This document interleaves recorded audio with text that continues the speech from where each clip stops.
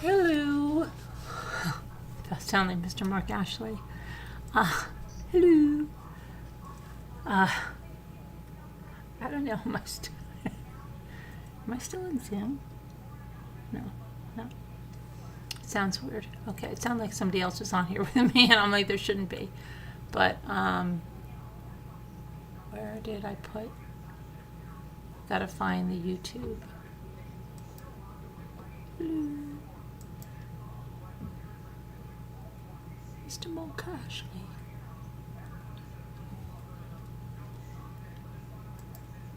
All right, YouTube Studio. Oh, I know what it is. Hang on a minute. I gotta put my phone on the charger.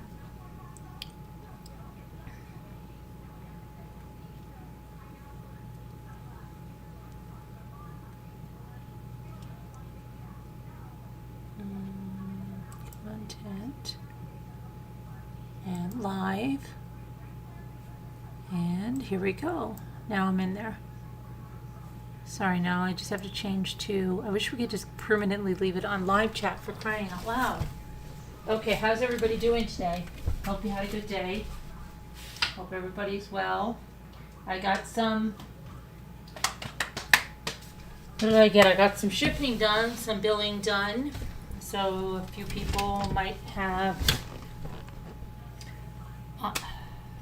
requests for me for things that you bought. A few people got about 5 or 6 packages were sent out today, and then I'm gonna try to finish some stuff up tomorrow. Hi, Kate O. We are planning on having an auction tomorrow, probably an earlier time. It's brutally cold. I do have to get to the store. I don't know how maybe I'll just go in Sunday. I don't know. We'll see what happens. I never know what I'm doing. But we'll see. We'll make it work somehow. One way or the other. Let's just hope it's not the other. Sherry, Margot, Ashley, Vestal, Mr. Electric.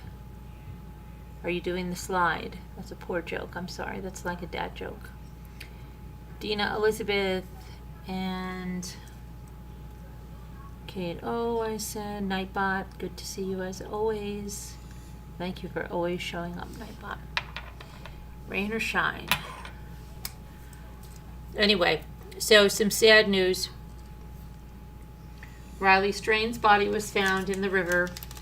They don't think there was any foul play. We'll check about that. You know, how did that happen? Why? How? What about his shirt and the homeless guy? And what about his debit card on the riverbank? Like, what about all that? Right? Okay.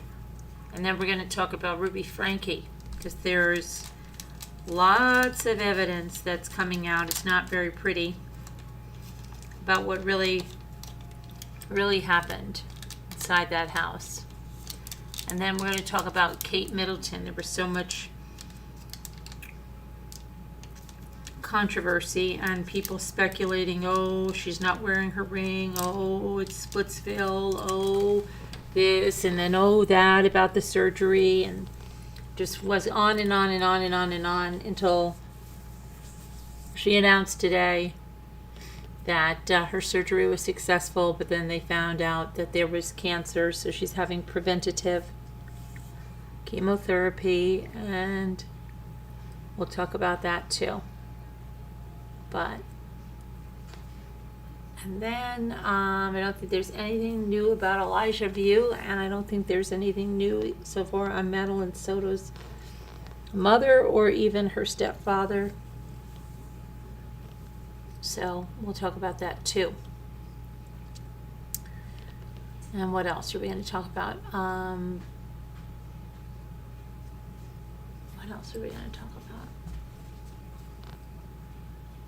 I don't know. We'll see. There'll always be something else that comes up. I think there is a couple of those missing persons cases that we covered early in the week. We'll see if there's any updates on that. That would always be something to check. And and we're going to be on location, God willing, on the solar eclipse. So you guys do know that on April 8th there will be a solar eclipse.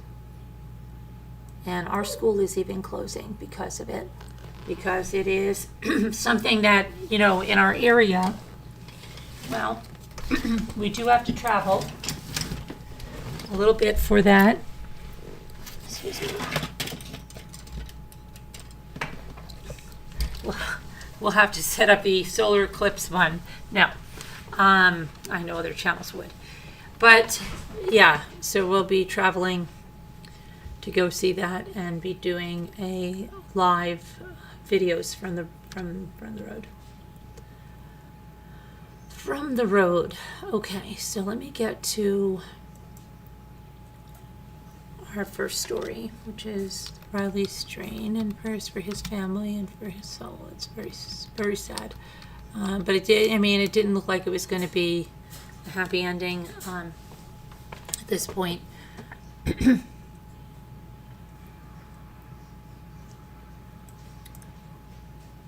Okay, so Riley Strain's family held a press conference Friday afternoon. They're speaking for the first time since his body was discovered. His body was discovered in the Cumberland River.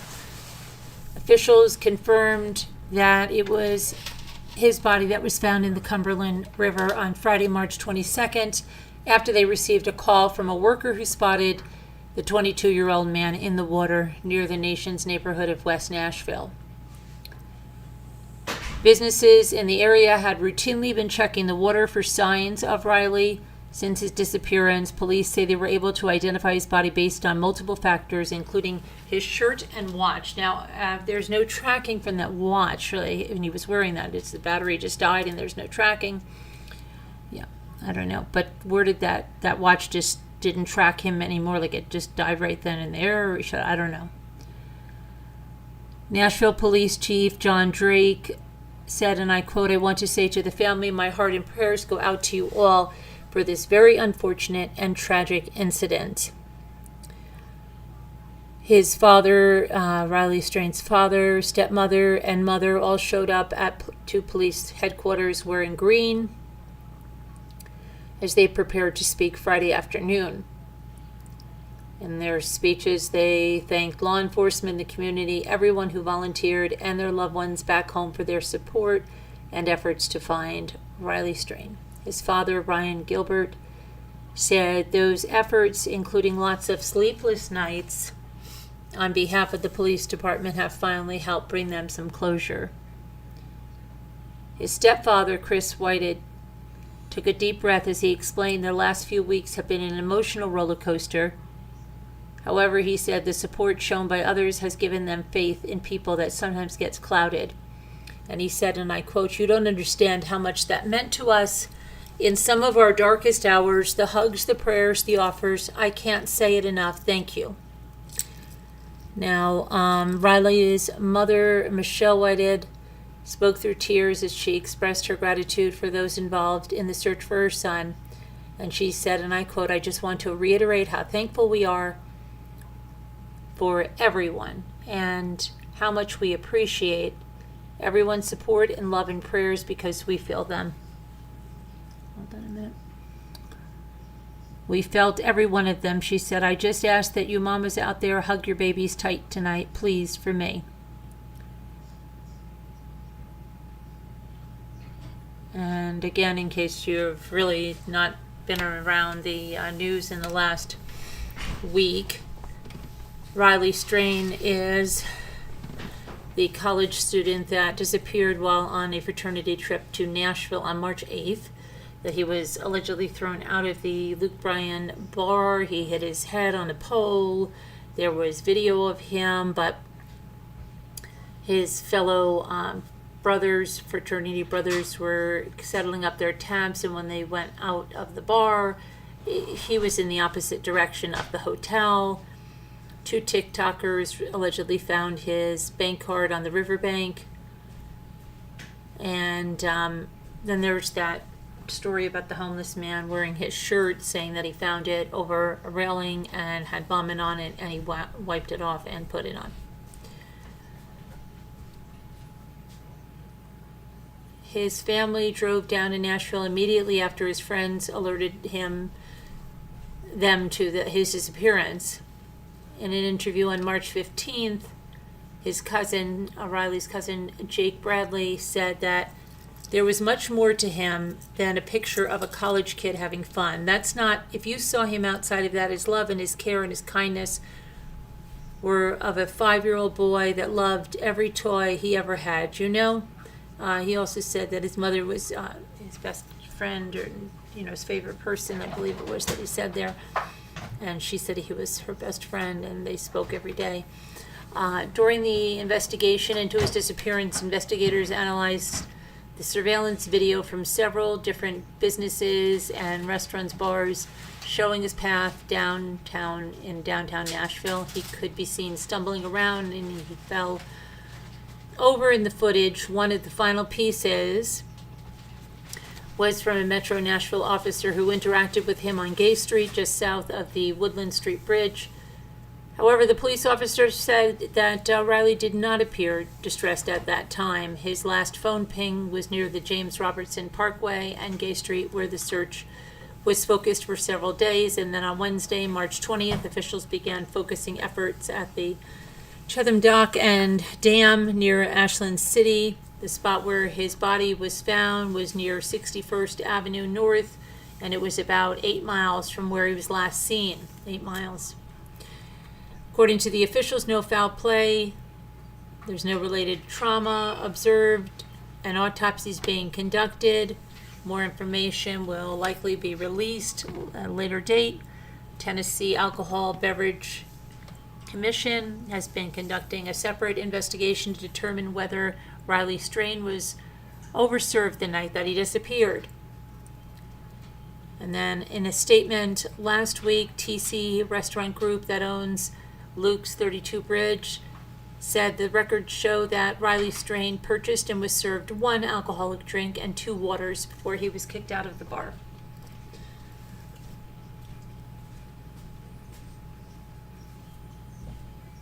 Okay, so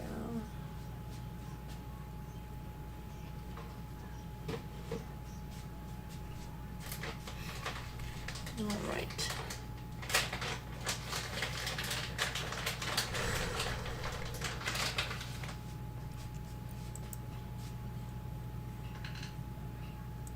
Is there anything else over here that we want to?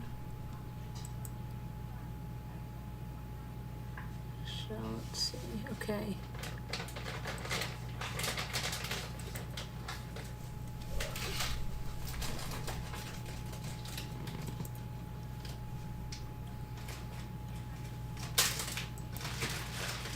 So this is, let's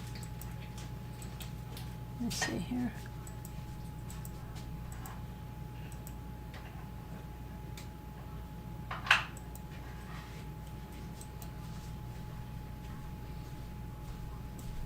Picture from the press conference of his mother and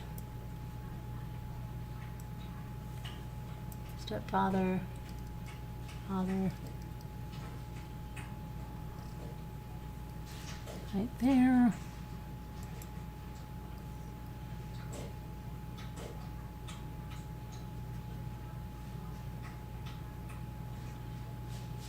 Let's see what else.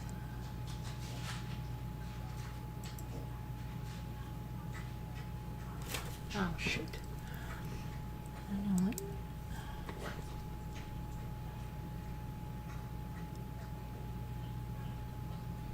Authorities say they followed a trail of clues, including his bank card found near that river.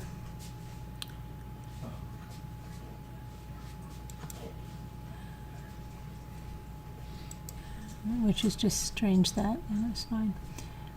That he was found, that's just found by those TikTokers, right?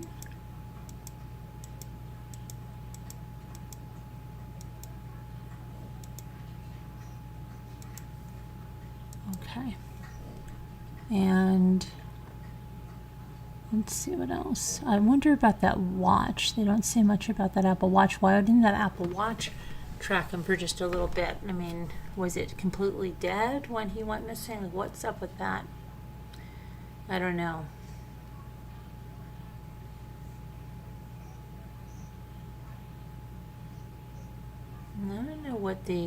what is the Photoshop fail that they're talking about with, I don't understand. I guess I never really delved that far into what people were like freaking out about, but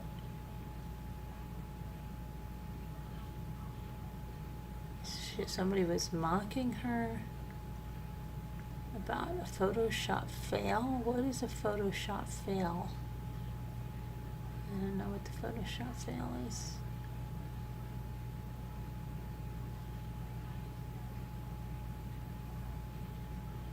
Oh, they say that her Mother's Day photo, they accused it of being altered. What do you mean altered? It's pulled from photo agencies. Being altered? Why is it being altered? How is it altered? I don't know.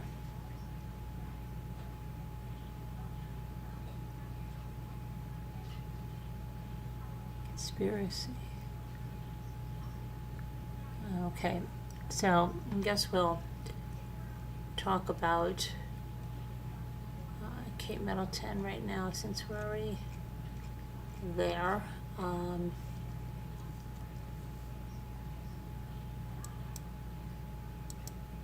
am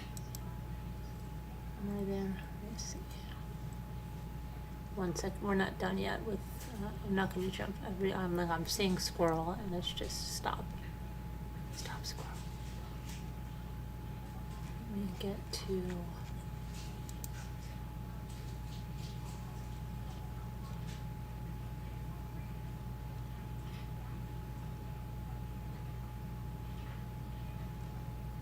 I don't know how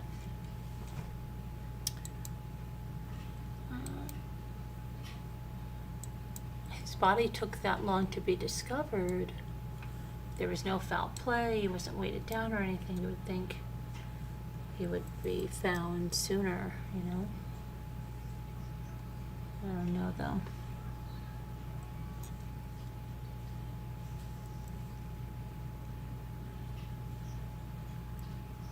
But we'll just have to wait and see what the medical examiner says is the cause of death, right? And see what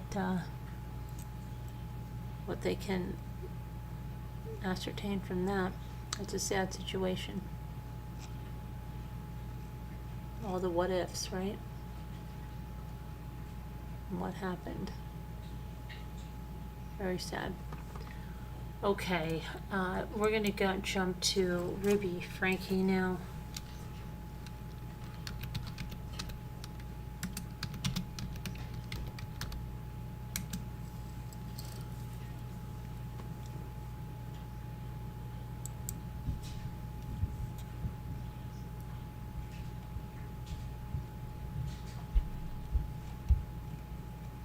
Okay, so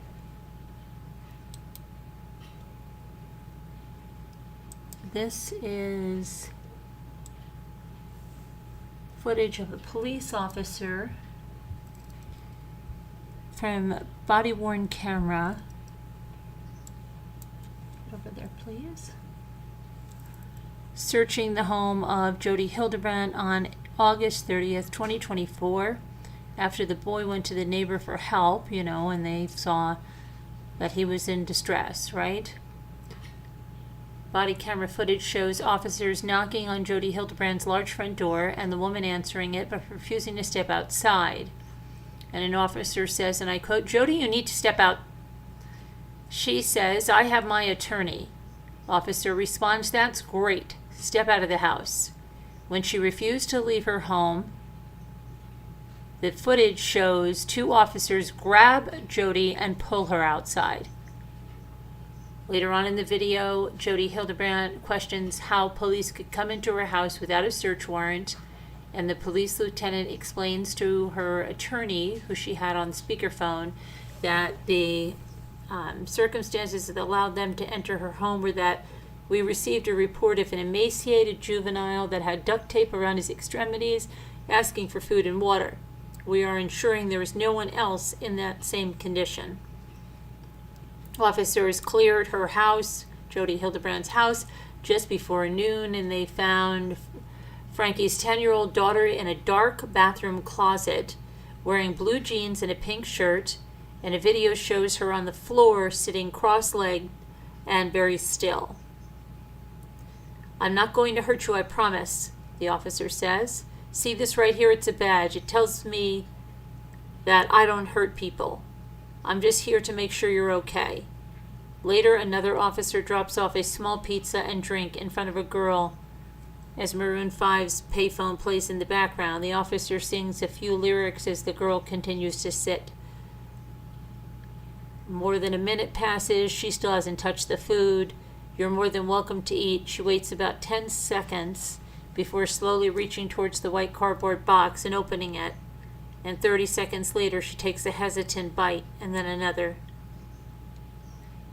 Later on, 2 medics, who are female, try to coax her out of the closet. One of them tells the girl, "We helped your brother. We got him some help too. That's what we want to do for you.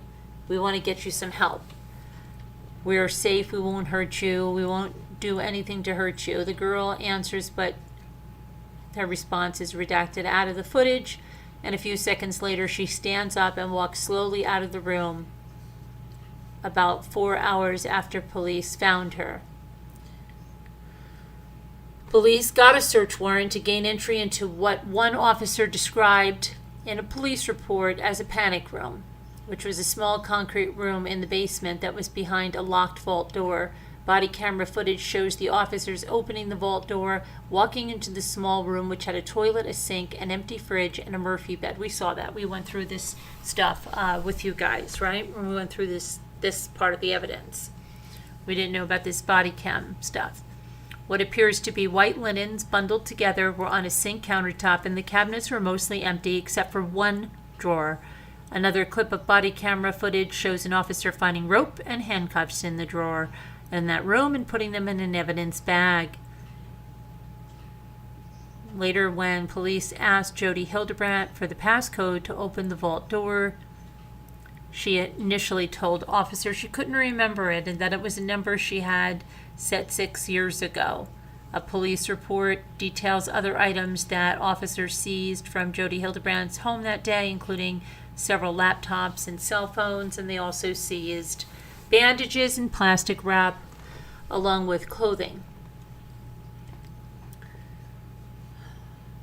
Ruby Franke appears later on in the police cam footage that was taken at Jody's house. When the women were taken into custody to the police department to be interviewed, we see camera footage of Ruby Franke sitting across from a detective, Jessica Bate, and a Sergeant Nick Tobler in a sparsely pointed room. They offered her water and snacks, which she will not accept. "We're just here to talk to you and kind of a few things involving your kids. So first, do you live down here?" Or Ruby will not answer. She stares ahead, blinking. The officers ask her a few more questions and she doesn't respond. And after 2 minutes into the questioning, she says, "I'll wait until I have a lawyer." Officers try to get her talking for about a minute longer, but she doesn't say anything more and the officers leave. Hildebrand's interview lasted twice as long as Ruby Franke's. Hildebrand told officers she wanted to speak to them, but her attorney asked her not to do so. "So I trust my attorney. He said, 'Don't say anything.' So I said, 'I have nothing to hide.' And he said, 'I know that. Just let me be there with you when you talk. You guys seem like nice people. I'm not trying to hide anything. I'm not trying to be difficult. This is really, if you knew all the pieces, you'd have a lot of empathy for what's going on. We just honestly want to understand what their dynamic is, what happened to the children, what caused their separation," Bates said. And after talking to Kevin, that's Ruby's husband, "it sounds like you know a lot about their dynamic and their relationship." And Jody reaffirms that she won't speak until her attorney is present, and then the officers leave. Okay, here's a picture of Ruby there. Let's see right there. Whoopsie. Here we go. She looks strange, scary there. Huh? After interviewing the women, well, if you can call that an interview, they both were escorted to jail in the same police car. Body camera footage shows that Jody Hildebrand was handcuffed and put into the patrol car first. And then Franke is seen put in handcuffs and being brought to the police lobby. Franke does not interact or respond to the police. Speaking to her, at one point, the lieutenant asked her if she needed medical help before going to jail, saying, and I quote, "Are you okay?" She doesn't answer. She turns her eyes away from him. He says, and I quote, "I'm just concerned about you. I know you don't believe that." The lieutenant continues to tell her that he's concerned about her because he has spoken to her husband about her circumstance and that he's also worried for her children. Okay, and it was just about dark when the police finally led Ruby Franke to the police car where Jody Hildebrand had been sitting. And there's an officer, Bate. She tells Franke that the two women were under arrest for child abuse, one count for each of her two children who were in Jody Hildebrand's home. And she said it's for the malnourishment. You guys were in direct custody of those kids.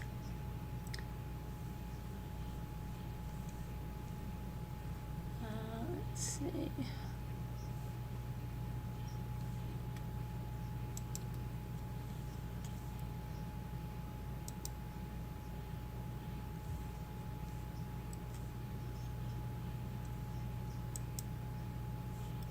I will not feed a demon. Ruby Franke's, allegedly, I guess she said that. Wow.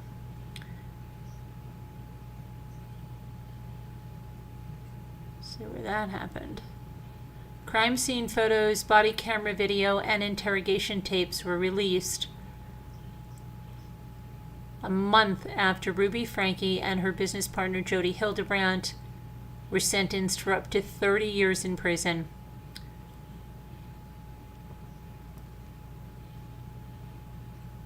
The women appeared to fully believe that the abuse they inflicted was necessary to teach the children how to properly repent for imagined sins and to cast the evil spirits out of their body. Ruby Franke, 42, and Hildebrand, 54, pled guilty to 4 counts of aggravated child abuse, and these included convincing Franke's 2 youngest children that they were evil, subjecting them to manual labor, days long of fasting in conditions that have been described as concentration camp-like. The women who said they had belonged to the Church of Jesus Christ of Latter-day Saints were arrested last August at Jody Hildebrand's house in Ivins. Their actions have been condemned by other Mormon parenting bloggers who say they misrepresented their community and the religion. In the police body cam video, the boy is seen shoeless walking away wearing torn socks and his ankles wrapped in bloody duct tape with plastic wrap. He turns back when Clarkson, the neighbor, answers the door. He and his wife, Debbie, could be seen on the Ring camera feeding the child, calling 911 and asking him about the lacerations on his ankles and wrists, which the boy insisted were his fault. And he said, and I quote, "I got these wounds because of me." He tells first responders that his younger sister is still in Jody Hildebrand's house, and that's why police rush over to the house. The boy told the investigators and the police that Jody Hildebrand used rope to bind up his arms and his feet to weights that were on the ground. She used a mixture of cayenne pepper and honey to dress his wounds. He'd been told by Ruby and Jody that everything being done to him was an act of love. We know this part of it, right? In handwritten journal entries that were released, okay, we didn't know about this, Ruby Franke chronicles months of daily abuse that included starving her son and 9-year-old daughter. Let's good chronicle, not only doing that, Ruby, but making a journal of that. Great. Did you make it colorful? Did you, oh, come on. What a wacko. 9-year-old daughter, forcing them to work for hours in the summer heat and isolating them from the outside world. Something she's proud of. Put that in a journal. We want to look back on it later. It could be helpful to someone else. Come on. The women often made the kids sleep on hard floors and sometimes locked them in concrete bunkers in Jody Hildebrand's basement. Ruby insists repeatedly in her journal that her son is possessed by the devil. Oh my gosh. In a July 2023 entry titled Big Day for Evil, she describes holding her boy's head underwater and closing off his mouth and nose with her hands. What the freak, lady? She held his head underwater, closing off his mouth and nose so he can't breathe.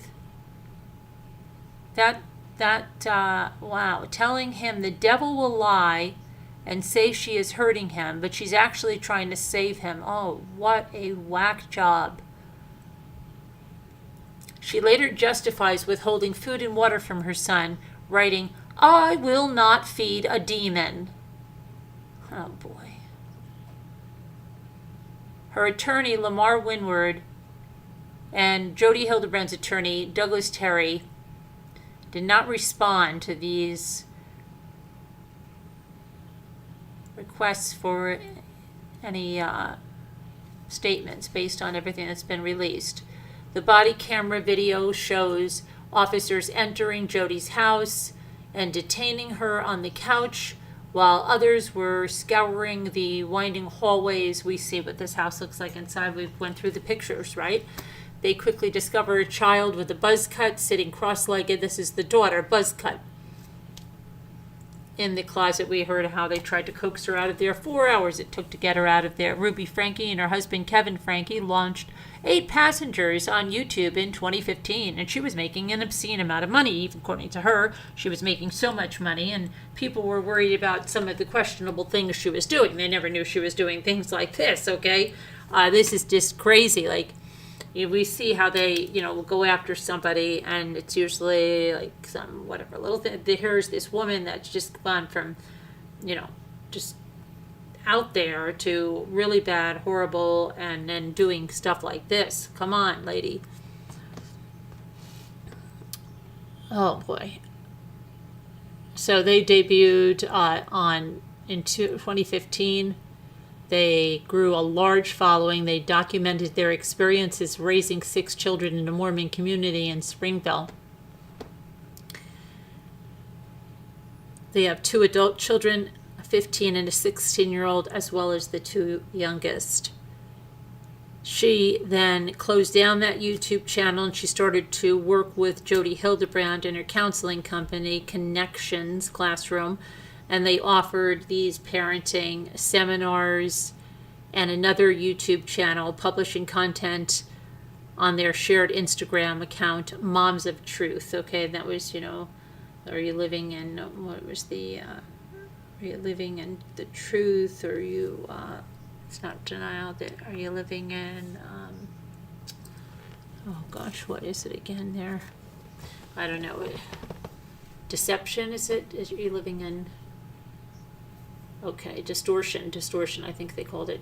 Ruby Franke was already very controversial. We saw videos where the oldest son was punished for 7 months.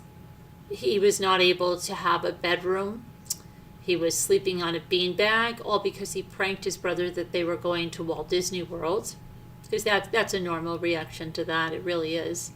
I mean, I don't know why anybody would have any kind of concern about that, and he did explain that, like, oh, I was on the beanbag or whatever. I believe they even sent him to like a boot camp for something like that. And then her daughter forgot her lunch one day, and she was in the car making a video, and she said she told the teacher, I hope that nobody gives my daughter anything to eat. I hope nobody takes any pity or mercy on her and gets her a lunch or anything. I don't want her to have any lunch, and I don't want anyone to feed her. She was told to get her lunch, and she didn't, and there's got to be consequences, is basically what she said. It was just cold, callous, and she said it on a video. It was horrible. Okay, I don't know what mother wants their child to go hungry and hopes that, oh my gosh, okay. Yeah, kids make mistakes, okay? So, yeah, okay, can I put some money in and then my child can buy a lunch if you couldn't get there and give them their lunch? Something like that, not wanting your child to go hungry. It's ridiculous. Now, Kevin Franke, the husband, has filed several petitions in these months since his wife was arrested in hopes to regain custody of the 4 minor children. Right, because he's probably Father of the Year. Let me guess, all this stuff went on, and he didn't know. No. Father of the Year there. Okay. All right.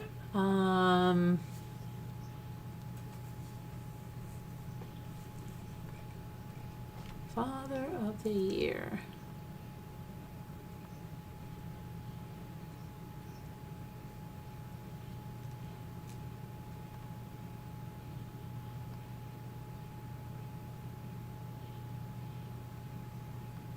Okay, let's see here. What else do we have?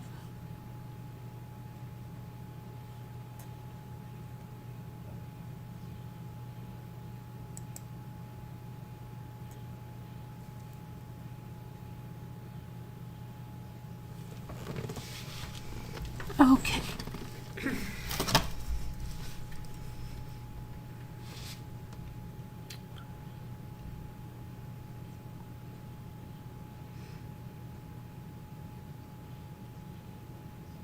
Okay, so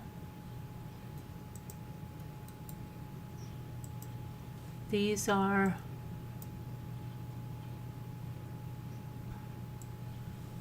the children. I mean, they put saran wrap on them before the duct tape, and that's how they were.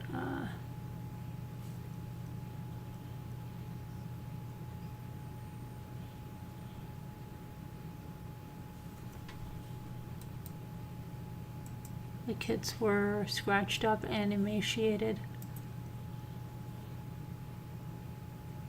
But she thought this was good. She thought this was great. Great stuff. Great stuff. She's journaling about this. Yeah. Write this in your journal, Ruby, because you're going to really be very proud of yourself.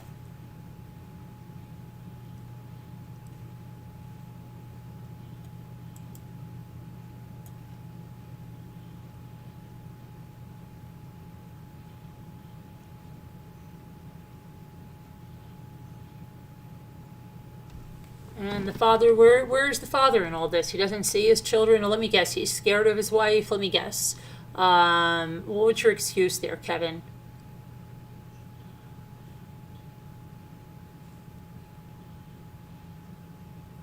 That you failed to protect your kids. Let me guess.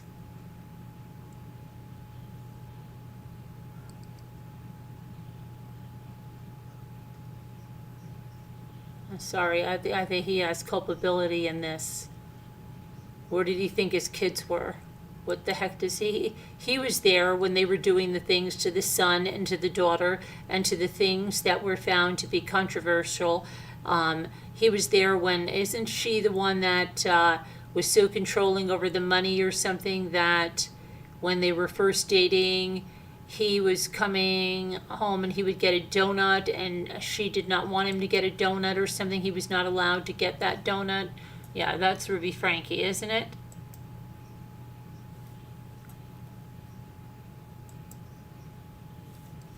So let me guess who's going to do the battered, I was so scared.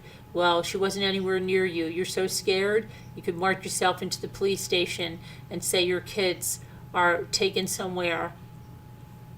But no, you didn't do that. I heard that he's being questioned again or something. Let me see here.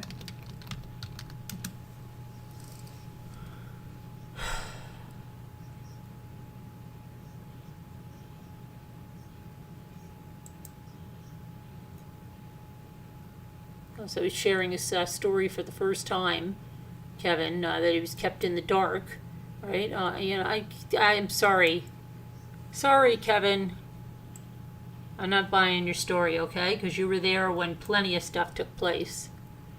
In a newly released police interview, there's footage of him from after the time his wife was arrested on the day that the youngest son escapes from the Ivins, Utah home of Jody Hildebrand, goes next door to the neighbor.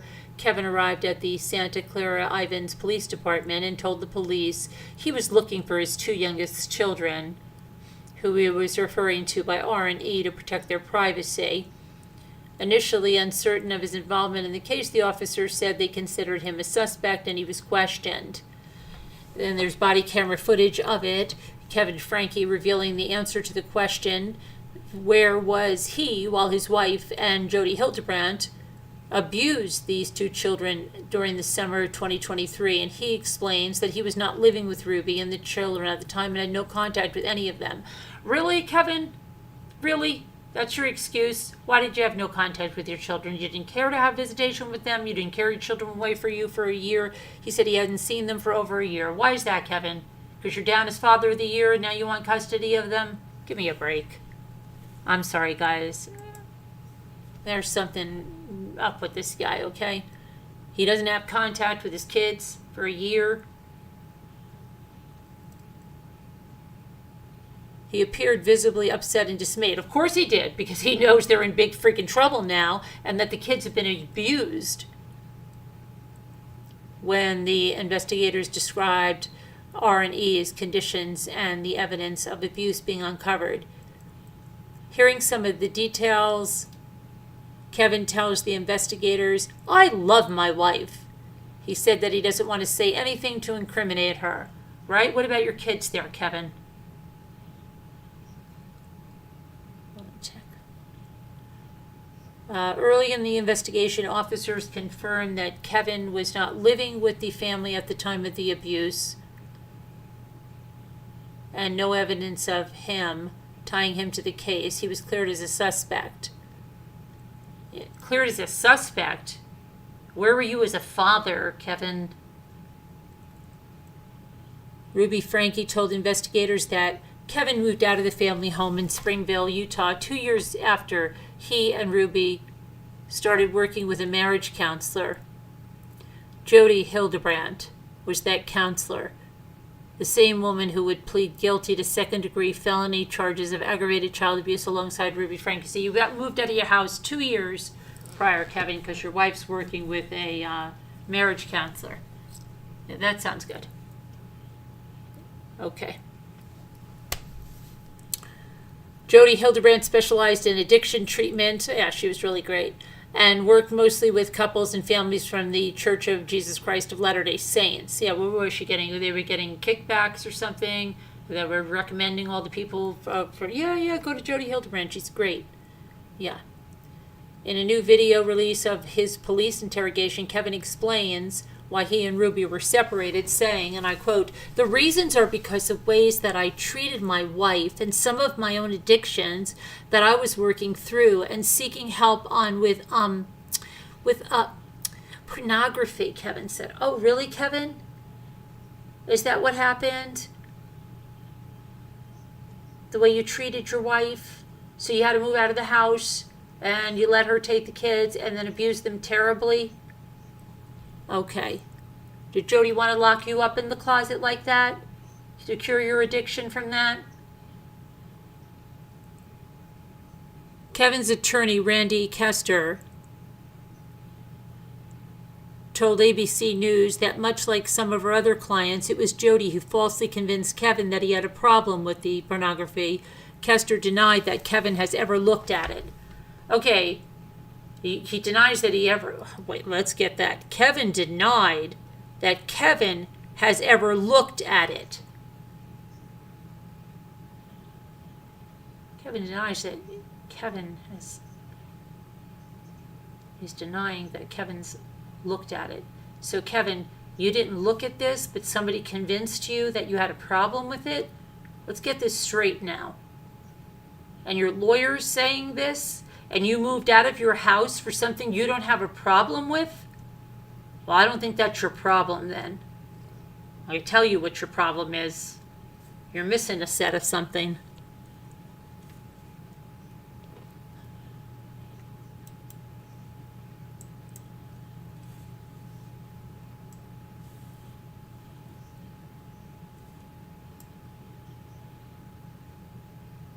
Wow, that's just, wow.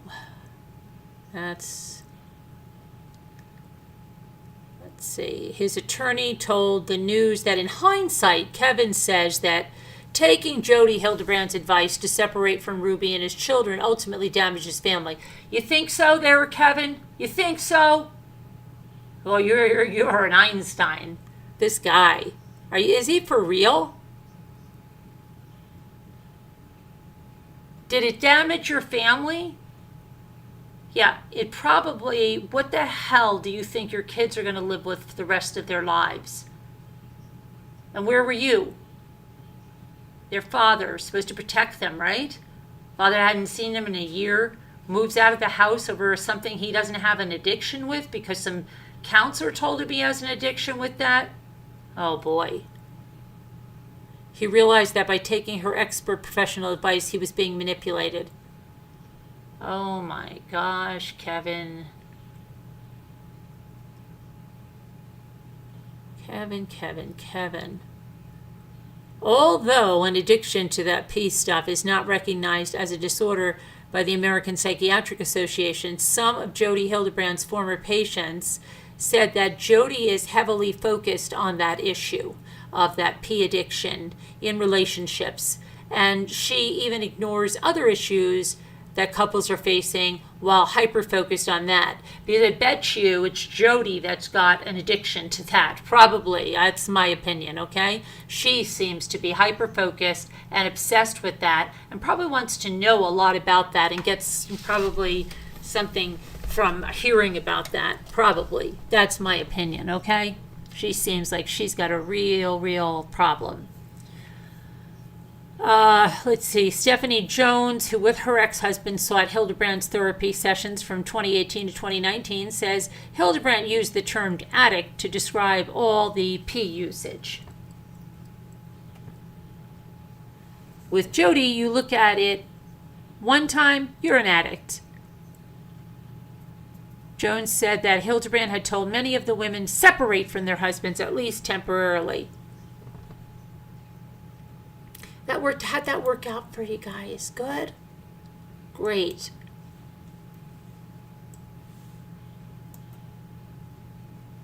So your kids that you hurt beyond. So she said that Jody would say, "Oh, your husband looked at P? Have him sleep on the couch downstairs. If he does anything to pleasure himself, if he does it more than once, he moves out of the house. Out of the house, he moves out of the house. That's Jody. He moves out of the house. That's how she helps families. This is how she helped this family. This is how she's helped other families. Worked out well. Right, Jody? Success cases? Really? Maybe you should journal it. Sorry about this, guys. This is just disgusting, okay? Through she said, relaying the guidance she says that the women received from Hildebrand. And through a spokesperson of the Church of Jesus Christ of Latter-day Saints, they said, and I quote, while at one time Jody Hildebrand was on what is considered a community resource list for local leaders to refer members for therapy. Oh, look at that. She was on the community resource list of the Church of Jesus Christ of Latter-day Saints, right? They were promoting her. Right? Yeah, go ahead. Yeah, this is who you should see. Wonderful. Referring their members to her for therapy, but she was removed from that list in 2012. Why was she removed from that list? Why? Why wasn't it blasted to the rooftops? Why didn't your husband, Kevin, know that she was not being recommended anymore? Ruby? Kevin? Wow. Okay. Kevin was initially hesitant. Were you, Kevin? initially a little hesitant about moving out of the house when somebody says you have an addiction to something you don't have an addiction to, but she says you do, so you must have it, right? You're just a little hesitant, but then, oh, wait a minute, you better do it. Okay, so Detective Jessica Bate of the Santa Clara Ivans Police Department said one of the final straws for the Franke marriage came when Hildebrandt moved into the couple's home after she had a crisis in her own home. Oh, that's normal. Hi, honey, our therapist is going to move into our house with us because she's had a crisis at her own house. Do you think that's a good idea, Kevin? Yeah, Ruby, it's a great idea. We'll have her here. She had a crisis in her house. I feel sorry for her. Let's open up our home to her. Okay. That sounds normal. That doesn't sound like any lines are being crossed, Ruby and Kevin. No, not at all. Perfectly normal. Who would even question that, Ruby, right? Oh my gosh. Kevin was initially hesitant, but says that he was persuaded by Ruby to help Hildebrandt out. Come on, Kevin. She needs us, and it'll be great. We won't have to go anywhere for therapy. She could come right into our bedroom, sit on the bed, and go through therapy with us. It'll be great, trust me. Sorry. Kevin said this moment led to a shift in his marriage. You think so, Kevin? You think so? Wow, you're doing good working through that, Kevin. That's great. You should journal that down. That Bate said Jody really integrated herself, and she would go on their anniversary dinners. She would just be there. Oh, that's nice. So she was living with you guys for how long?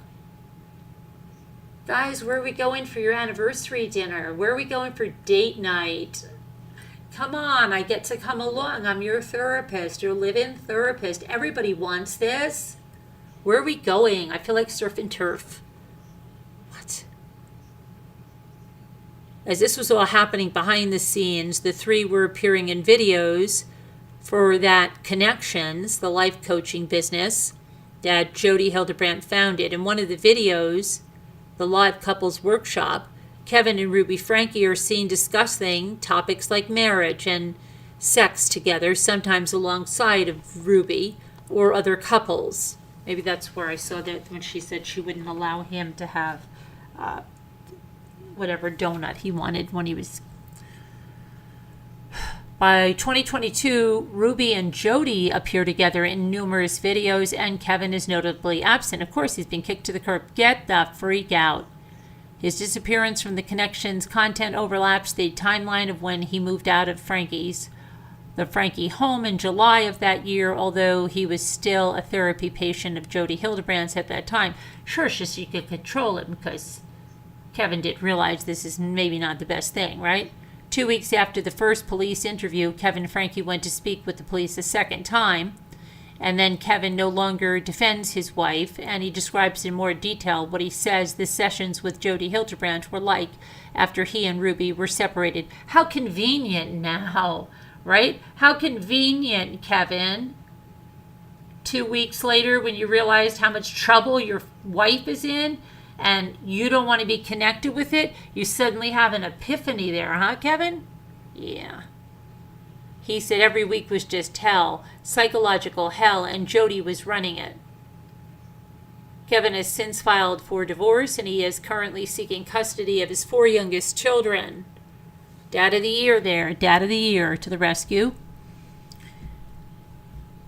In January of 2024, he filed a restraining order to block the sale of Jody Hildebrandt's house, and in the filing, he's asking for restitution to pay for the ongoing psychological care of the children. Both Ruby Franke and Jody Hildebrandt pled guilty to 4 second-degree felony charges of aggravated child abuse, and they're now serving the same sentence, up to 30 years in prison, with the possibility for parole. So now Kevin wants money for the kids' counseling. Who's he using for the counselor? And he wants money for it. Is he really using the money for that? What's Kevin doing? What happened to all the money that 8 passengers made? It was an obscene amount of money, right? According to Ruby, and she said she was like an incredible saver. Why don't you have the money to put your kids into counseling? Huh? You don't have insurance, you don't have network providers there, Kevin? Do you really want that money for counseling, or do you want it for something else?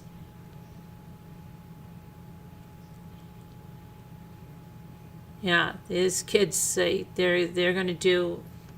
You want them now, right? You let them go for a year. You didn't even look for them. Wow. Okay. Great. Great. Father of the year now coming back. They better look into him long and hard. He was around when this other abuse was happening in the home. It's the last thing the kids need to be in, a situation where they're abused again. He's not exactly Father of the Year there. I don't know. I wish nothing but the best for these kids. I don't know that he's the best.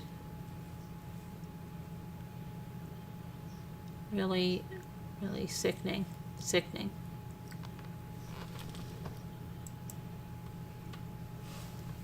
Okay.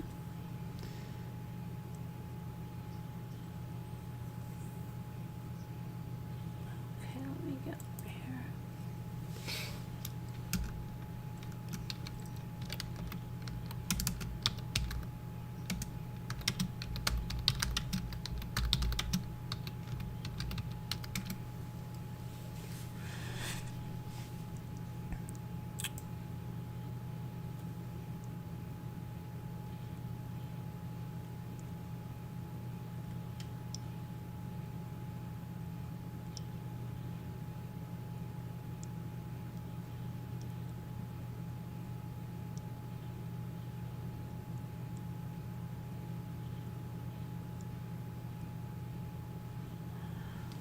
Oh.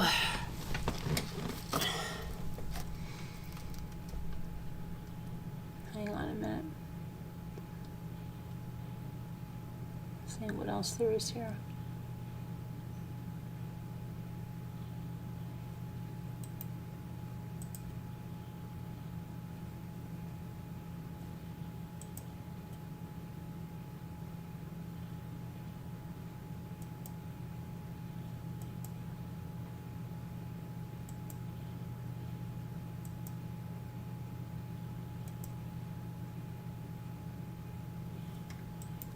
Here they had adult diapers they were putting the kids in. Jody's great training for kids, right?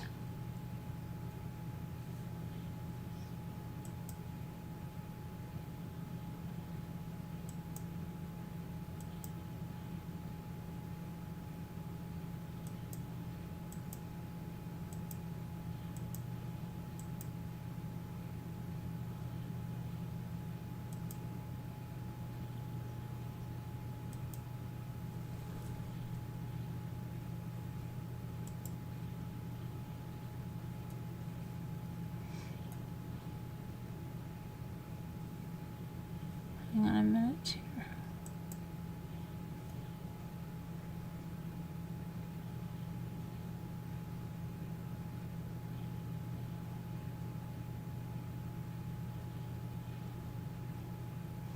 Yeah, I'll get the police cam videos and we'll watch them.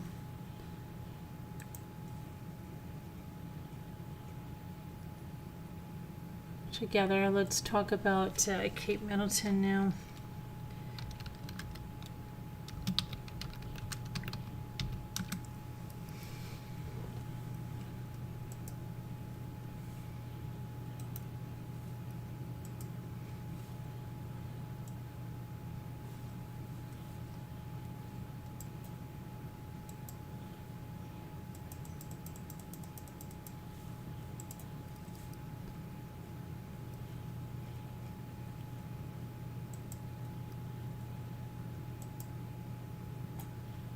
So Kate Middleton, Princess of Wales, spoke out today and said that, she broke her silence, said she was diagnosed with cancer and she is undergoing preventative chemotherapy. She released a video message 2 months after she underwent major abdominal surgery. She did not say the type of cancer that she has, but she did say that she started a course of preventative chemotherapy in late February, according to Kensington Palace. The announcement sparked an outpouring of support, and it comes as Kate's father-in-law, King Charles III, is also undergoing cancer treatment. She says in the video, and I quote, "This, of course, came as a huge shock, and William and I have been doing everything we can to process and manage this privately for the sake of our young family. As you can imagine, this has taken time. It has taken me time to recover from major surgery in order to start my treatment.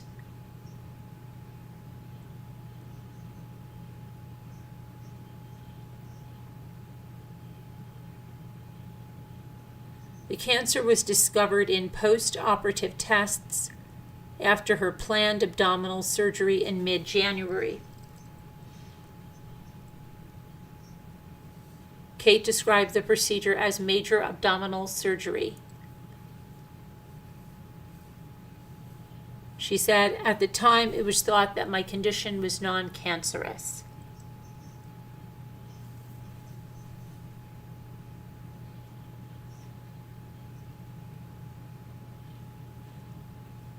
The surgery was successful, she said. However, tests after the operation found cancer had been present. My medical team therefore advised that I should undergo a course of preventative chemotherapy, and I am now in the early stages of that treatment. At the time of Kate's surgery, Kensington Palace said her condition was non-cancerous. The palace has provided little information on her condition since. She said, and I quote, "It has taken us time to explain everything to George, Charlotte, and Louis in a way that is appropriate for them, and to reassure them that I'm going to be okay. As I have said to them, I am well and getting stronger every day by focusing on the things that will help me heal in my mind, body, and spirits."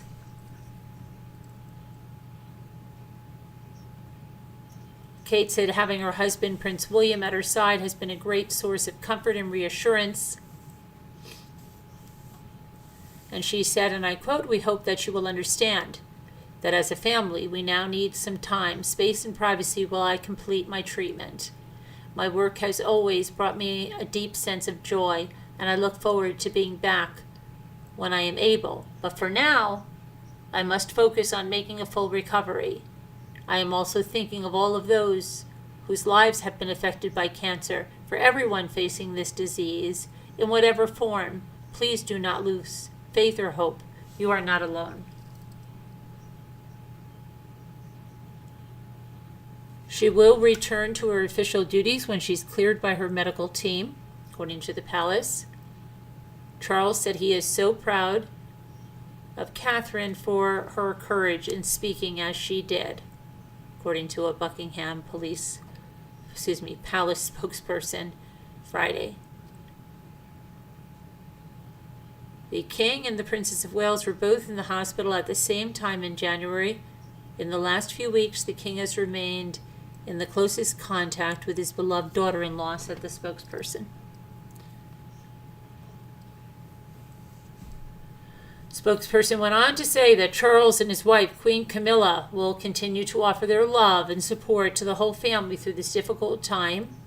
Prince Harry and Meghan, the Duke and Duchess of Sussex, I thought they don't have that title anymore, said in a statement, "We wish health and healing for Kate and the family and hope that they are able to do so privately and in peace."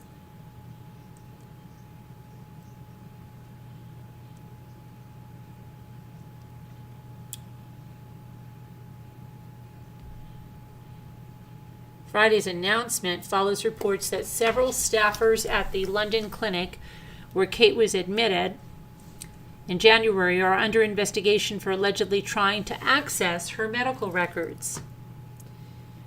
The announcement also comes weeks after she endured a photo and editing controversy. Kate marked Mother's Day in the United Kingdom March 10th by sharing a photo of herself on Twitter, of herself smiling and surrounded by her 3 kids.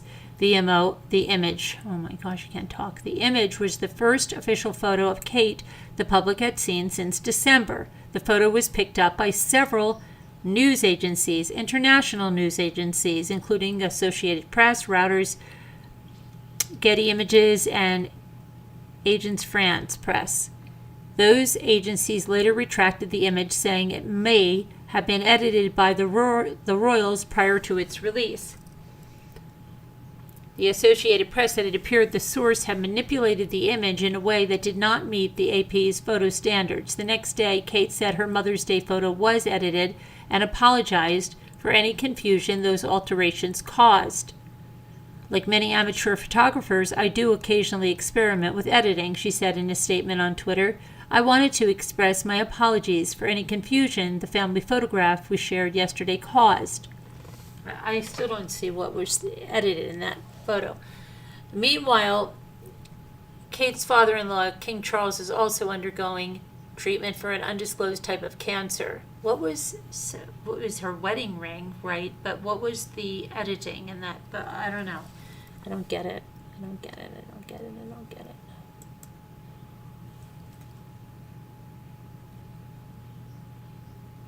Okay. Now, hang on a minute. I want to go and see something over here.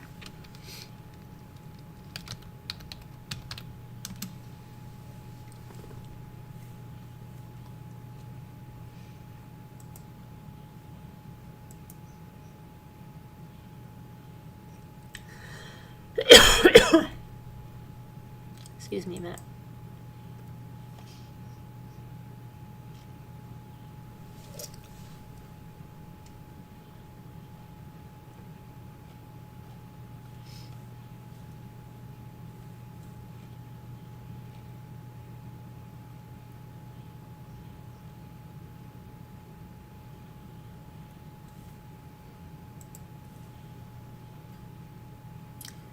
Okay, so there's journal entries. Let's see.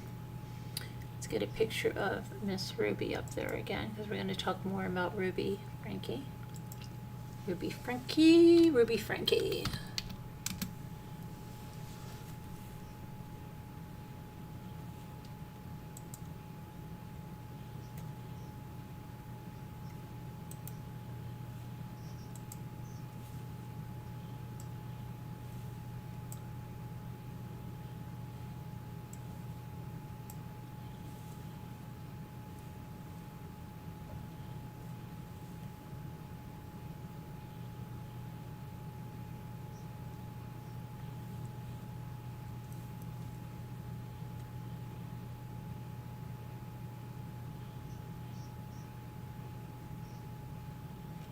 Okay, let me see here.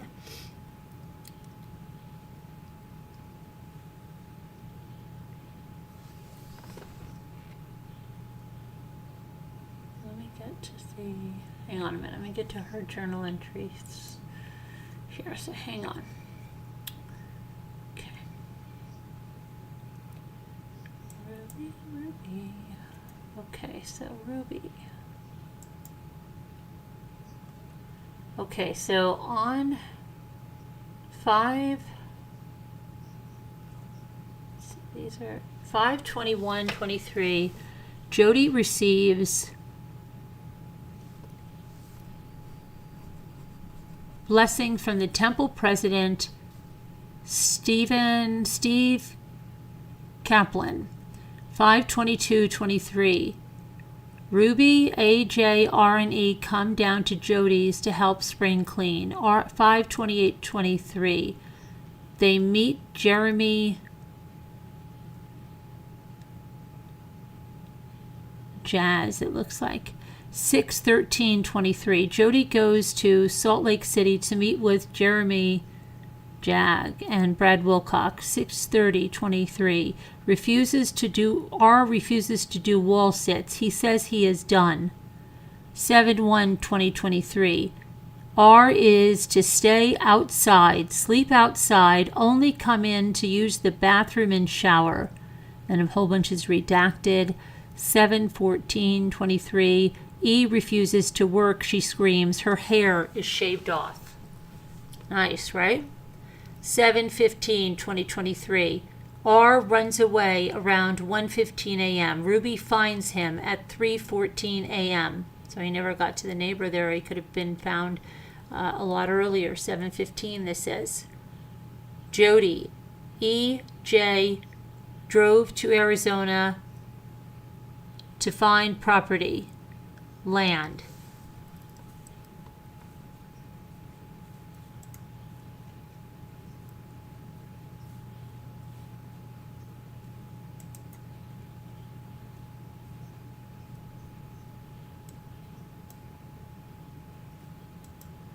Hold on a second. I understand what's going on. Okay, next. July 9th, 2023, Sunday. R turns 12 tomorrow. It's birthday. It must have been a very nice birthday, right? No. I never envisioned him being 12.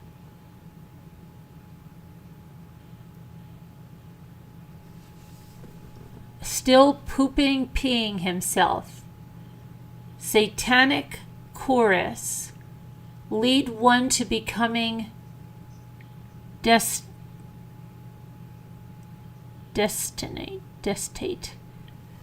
Even in the most affluential homes. Destitute. It's very hard to read her writing. July 10th, 2023. It's R's birthday. He doesn't even know what month it is. E and R have been in so much deviant behavior. They won't control their bodily functions. They are both furious. Their selfish, sinful lifestyle is being intervened upon. I told R he urinates. No. I told R he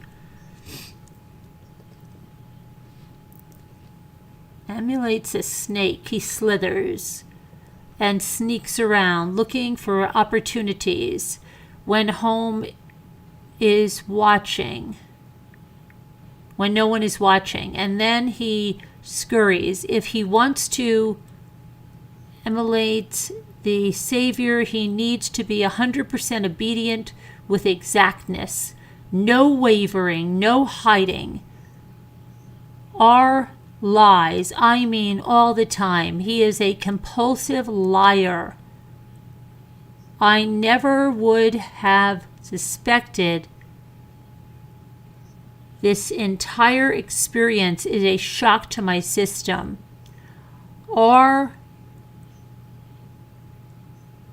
never would have suspected the cold, dead heart R has. I didn't know where to look. He has always been able to get what he wants. And now that he can't, he is furious. I told him if he divulged everything, he would automatically begin repenting. I asked if there was, hang on.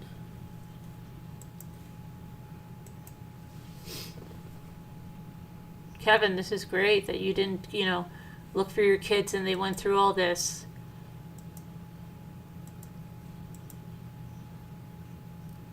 I told R that he needs God. You need God, Ruby, because you're definitely. I invited him to fast and pray. R is in and out of possession. He is workable. Calm for a bit and then angry. Defiant the next. The only consistent thing about R is that he lies. E is better behaved with Jody. She likes to think she can still manipulate me. I gave her a pixie haircut. All her long hair is gone. No more distracting with hair. Why don't they take yours off, Ruby? Why are you distracting with hair? R told me he would rather have a glass of water than me as his mother. He's telling the truth. He's not lying. 7/11/2023, Tuesday. Big day for evil. E manipulates me. She won't scream when Jody is around, but with me, she wails all night. E screamed, cried, and would hit her head on the floor. Today, Jody confronted her. E admits to putting on a show for her mother. E says she wants to be pitiful. R was told to stand in the sun with his sun hat. He is defiant. No. I tell him a couple more times. R, or I should say, his demon, stays in the shade. I push R into the sun. R comes back. I come back with a cactus poker. When I poke his back to get in the sun, R doesn't even flinch. I poke him on the neck. He's in a trance and doesn't appear to feel anything.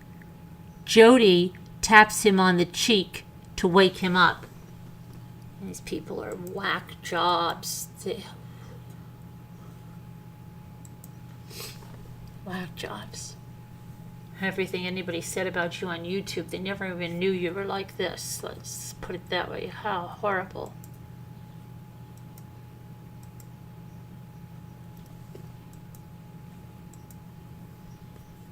The devil doesn't lie when you get your subject to something to truth. R, do you know I love you? Yes, ma'am. R, do you know Joe loves you? Yes, ma'am. R, do you know the Savior loves you? Yes, ma'am. R wants out of his outcomes. After our talk, R stays in the shade. I take my old mop water and go to R. I show R the water. Then I pour the water on R. It's hot outside. It feels good, doesn't it? Yes. Her old mop water. I'd like to put some old mop water on you, Ruby. Would you like that? An hour later,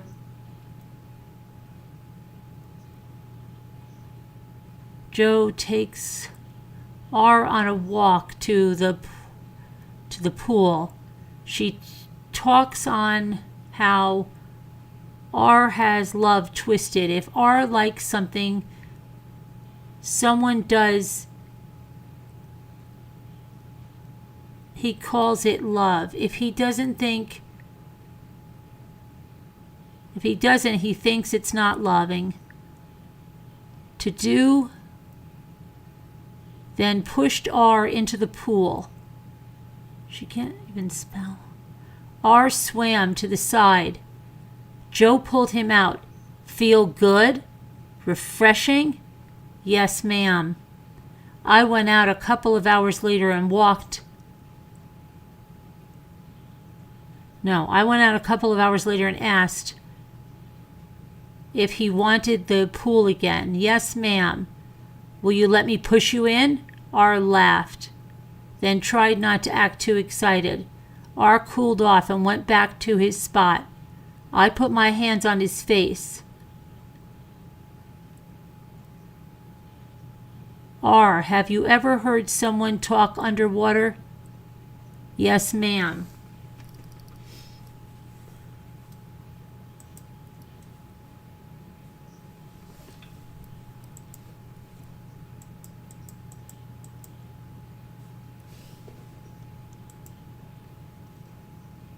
I know R is in there somewhere. I know deep down, under all this anger, you can hear me. It may sound like I'm underwater with you, but hear me. I love you. R got teary. Then I put my hand tightly over his nose and mouth. I am coming to you in this water. putting my hands on your nose and mouth. The devil lies and says, I'm hurting you, abusing you, but what am I really doing? You are putting oxygen on me to help me breathe. Yes, that's right. R looked like he wanted to beat me up this morning.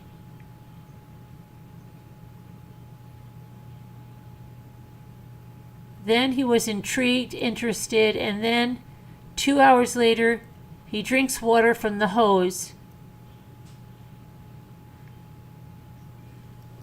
steals water. R is compulsive. He feels no remorse for his choices. He shuts down and says he wants to go to jail. R says he worships the devil and he has no interest in changing.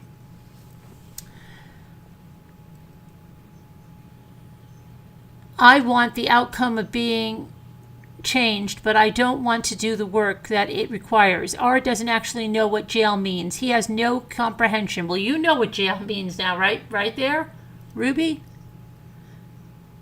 No comprehension what throwing your life away means. He just wants the immediate gratification of sitting in an air-conditioned car ride to juvie. He wants stimulus. R is so back and forth. Wow, you really are sick, woman. Really sick. How could you do that to your kid? Like, what the hell? Something is so wrong with you.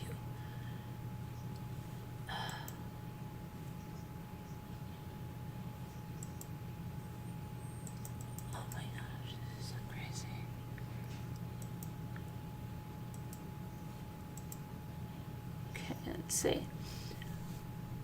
R stole water. He was angry and looked like he wanted to fist up. I put my hands on his shoulders and told him I love him. I told him he has no idea what he's doing, but I do. I can help him. I told him, give your demon friend a message from me. I will not rest. I will not stop. I will not leave. I will fight him until the day you die. I have the power of God. He must obey. I beat Satan. I win. Then I looked in R's eyes and with power, authority, commanded, get out now, go. R immediately smiled, cried, slumped, softened. He's gone, he left. I told E and R on a car drive to the something, I don't know if it's Sheets, it's something gas station. I told E she was never going home. Nice. What a great mom you are, Ruby. What a great mom. I showed her pictures of her on the swing under the big tree. She saw a girl who was hiding,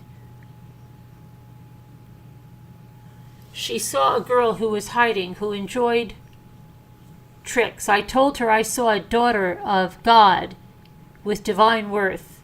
E manipulated during the car drive. R appeared to soften. I stopped the car and we got out to view the sunset. I told E she needs to stop her fantasy. She is not innocent. She can become innocent through repentance.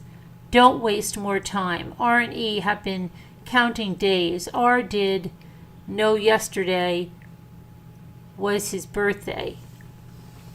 Wow, what a nice birthday for those kids. Wow, what a nice thing that you've left them, huh?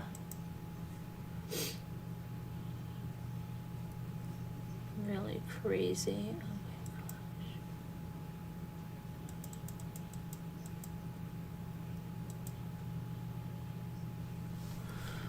Let's see, hold on a minute. Let's see, this one, yeah, that's the one we were on.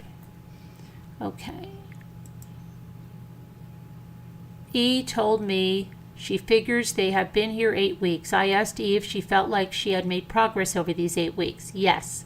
I told her she was delusional. Oh, she's probably living in distortion, Ruby.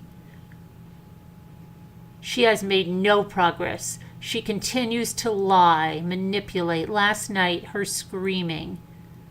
and trance, head banging, were evidence of no change.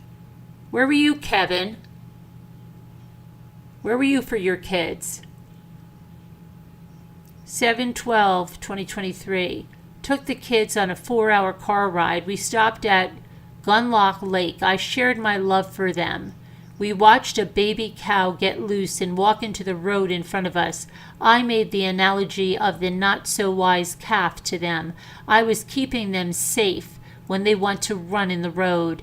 We drove up to something. I bought a volcano pie. I told the kids the pie was to thank Joe, that's Jody, for her home, care, time. R appeared engaged. E was manipulative. This is the day E anticipates breaking her 2-day fast. So you bought a nice pie and you put it in front of your kids that haven't eaten and you're starving them. Wow. Wow. Wow.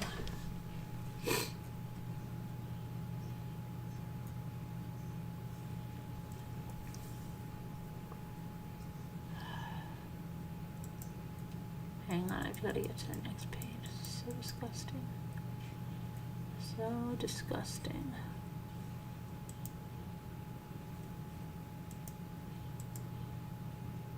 When we get home to Jody's, I let R know she has hardened her heart. I think she means E because that doesn't make sense. And we'll do one more day of fasting to invite her to humble. E flips out. No kidding. You bought a freaking pie. You showed them that.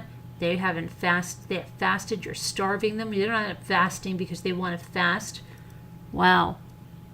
Wow. Wow. What a witch. She refuses to get up. She begins ranting. She refuses to get up. She lies on the floor all day, speaking dishonest chants because Joe is on the phone with clients. I don't go in and match her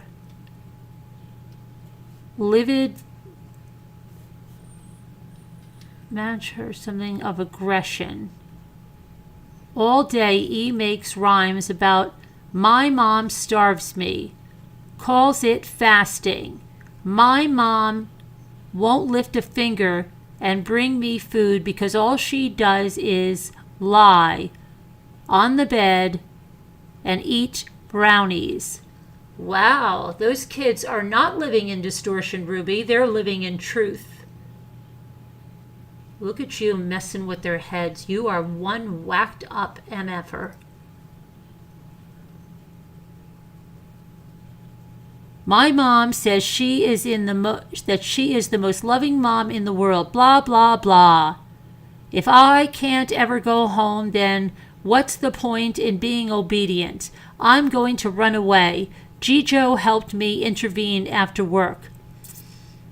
And it says, pattern allowing lies to be spewed, gives the devil a platform. Articulating lies reinforces possession. The longer the lies are allowed to be spewed, the longer the intervention and physical the intervention needs to be. Maybe you needed that, Ruby. Okay? Because you and Jody are the liars. Oh my gosh. This is disgusting. The two people could really be like this. This is so gross. I cut more off E's head.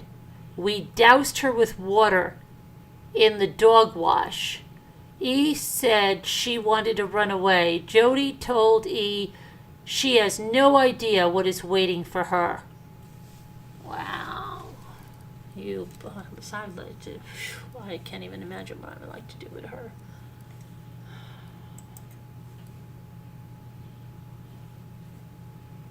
I want to hear about the parents that raised these monsters. I really do.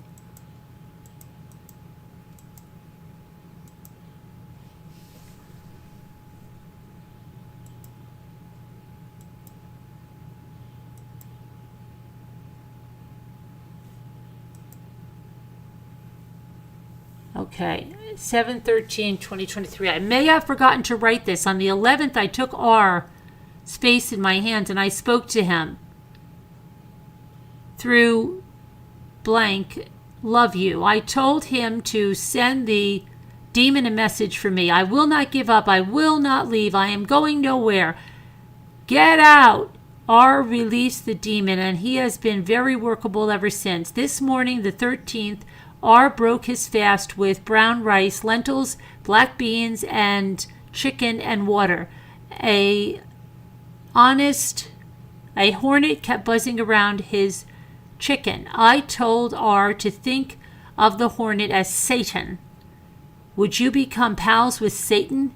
Would you sell your soul or children to a hornet? He will sting you in the end. R trapped the bee with his sun hat. E broke her fast with cheesy potatoes, steak, water, oatmeal, and water. R is full of piss and vinegar. But she means E. That's wrong. She is mad as a hornet. She doesn't call the shots. It's been about 90 minutes since R ate. I warned him that the food would either enrage him to truth or defiance. He is defiant again. He pooped his pants for telling me no. His poop is too watery to be fasting. R admits to stealing water 3 times yesterday. R lies and feels no remorse. E is chanting. This is so sick, these kids. What the hell? What the hell? We wonder what is going on with our society.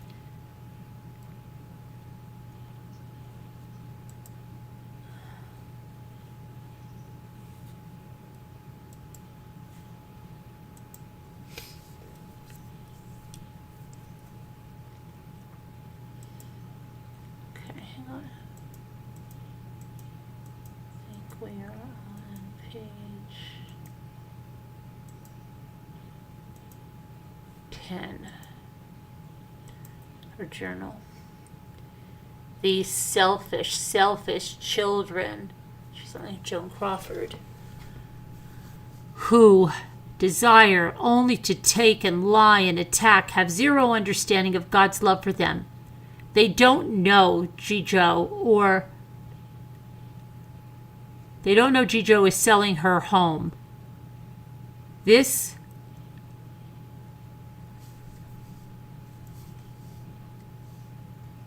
protects Snow Canyon Snow Canyon gem, so she can purchase land where these two can work.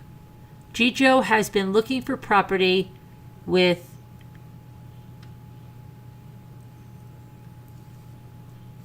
some kind of cactus, Soros cactus, and is feeling more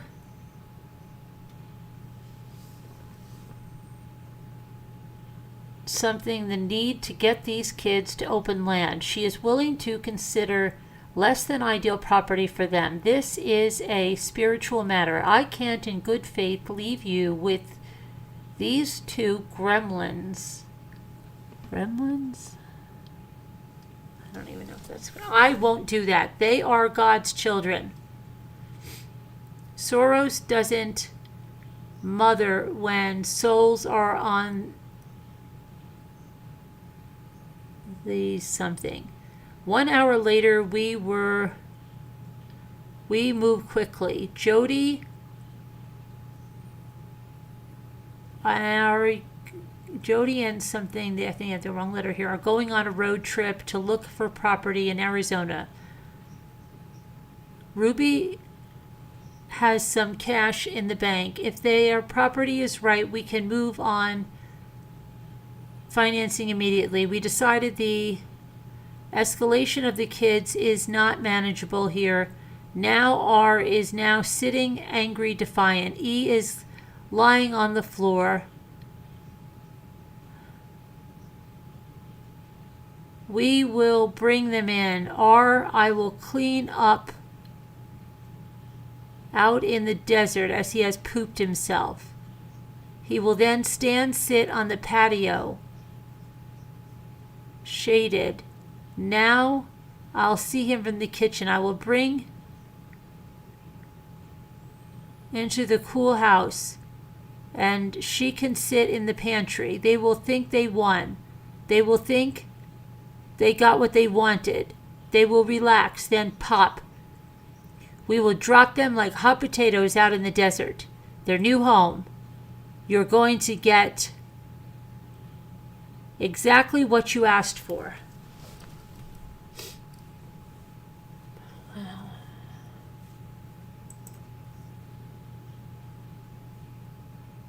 They are wackos.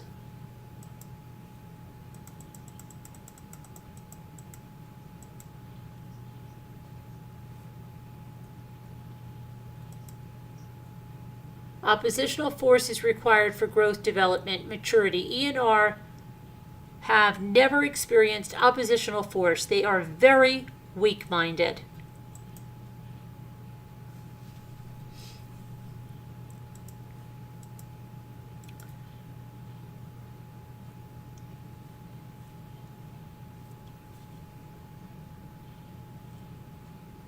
Hold on.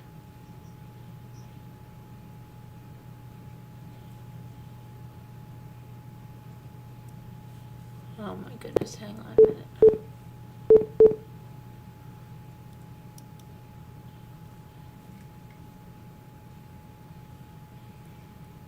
Hang on, hang on.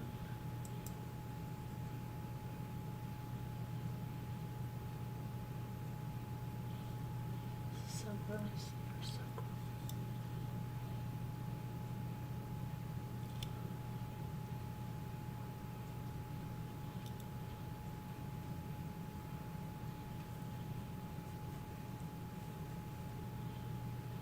Hang on. Oh my goodness. I'm sick over this. This is so gross. Okay. Alright, let me get to this next page.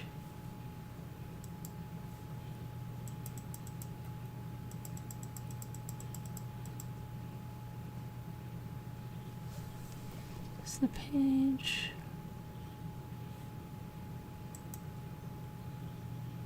Sending evil away pattern. Sending evil away in a long time possessed person is not a one deal done usually.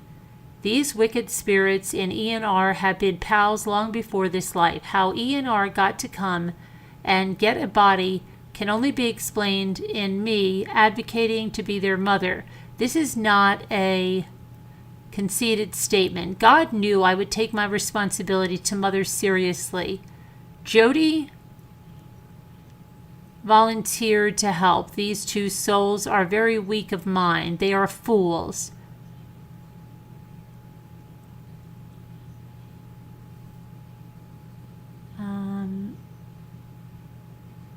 Said she would come, choose the devil over.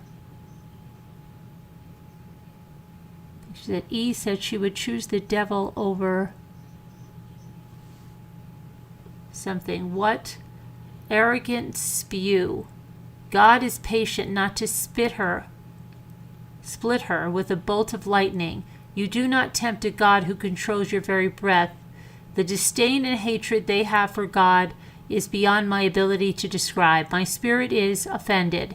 I shudder to think I would never have seen this had I not pushed on them.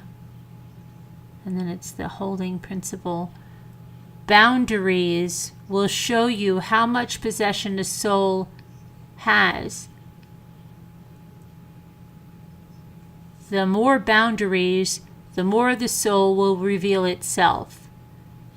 Trial will reveal a soul because of the dishonest limits built into tribulation. Why didn't you go have a trial then, you little coward? And you took a little plea deal? Go on your little trial. Let everybody know what you did. You sick, sick monster. Sorry. Back to sending evil away. Articulating truth drives evil away. This is a powerful intervention for the possessed. Even if you can start by agreeing to something truthful. You are a daughter of God. True? Yes, ma'am. Principle. Following up on articulating a desire for evil to leave with a demonstration of obedience is powerful. Demonstrating a willingness to follow. Truth is a pattern. Oh boy.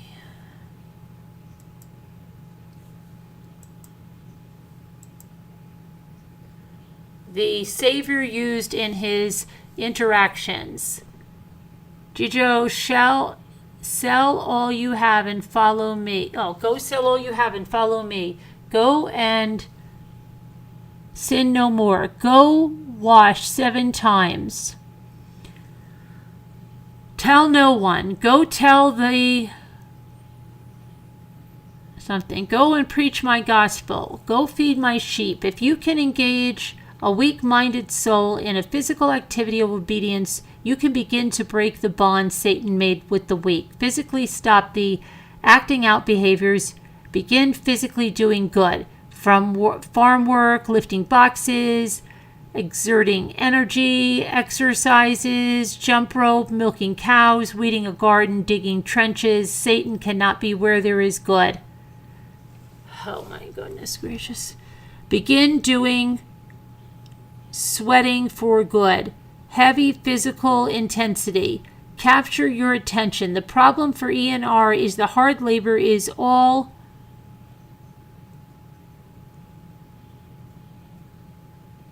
something for the sake of lifting does not have meaning or do good. We need property where a ranch can be built. Good can be done.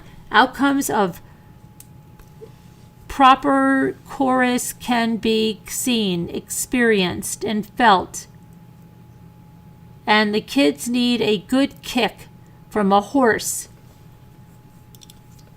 and cactus to run into. They need natural outcomes. I asked R what he was thinking about since he was sitting in the shade and he had what he wanted. R answered, what I want.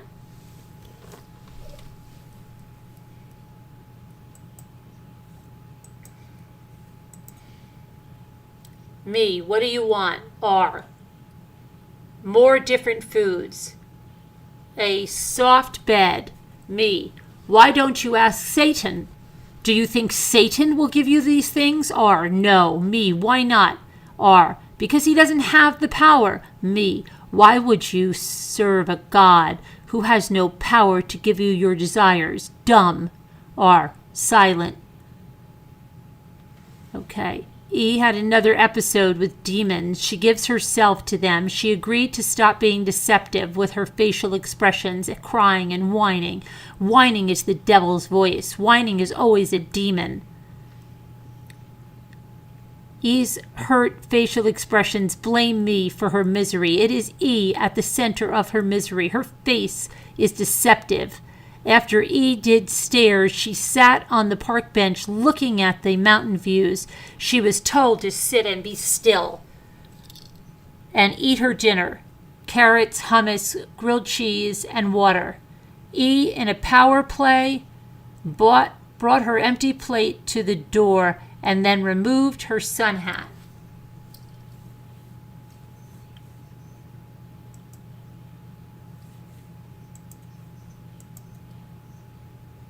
Friday, 7/14/23. E woke up. I reminded her that if she whined, cried, or squinted her eyes at me, or soured her face, I would be buzzing her hair. If she is going to act sick, she can look sick. She agreed with a smile. I told her because she didn't listen the night before, she would do 2 sets of boxes stairs with a 5-minute break. She did the first set easily and agreeable. After 5 minutes of rest, she began whimpering. When she got to the bottom of the stair, she slipped, dropped the box. I put her in the dog wash and shaved her head. Then back to the boxes. I told E. Something that's, yes, ma'am, with tears. Me. It's heavier than boxes, right? E. Yes, ma'am. Me. E. I can help you find relief. You have told so many lies about me that you refuse to be obedient. Why do you keep being buddies with Satan? E. I don't want to work. Me. Don't you see it's because you follow Satan that you keep doing boxes? If you were humble, you would be inside making pancakes with Jay and me. E agreed to sit on the park bench and think about her choices. I made it very clear if she, hang on,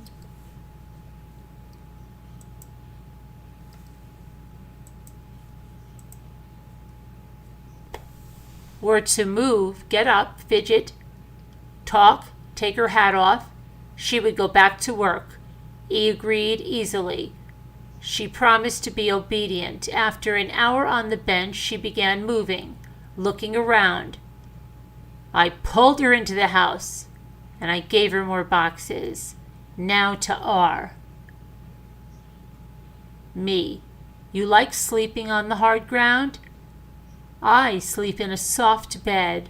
R. I slept really well. Me. You are mean. Do you enjoy being mean? R. Yes, ma'am. Me. Do you expect me to feed you? R. Yes. Me. I get big over him. I will feed R. I will not feed a demon. So I will check on you in a bit, and if you want food, then be prepared to tell the truth about your behaviors. Tell the truth of who I am. An hour later. Me. You ready? R. No, ma'am. Me. So you would rather have no food and worship the devil? R. Yes, ma'am.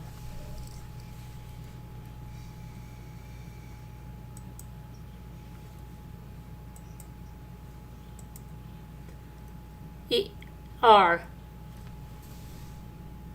Does one set of books decently. 10-minute break. E.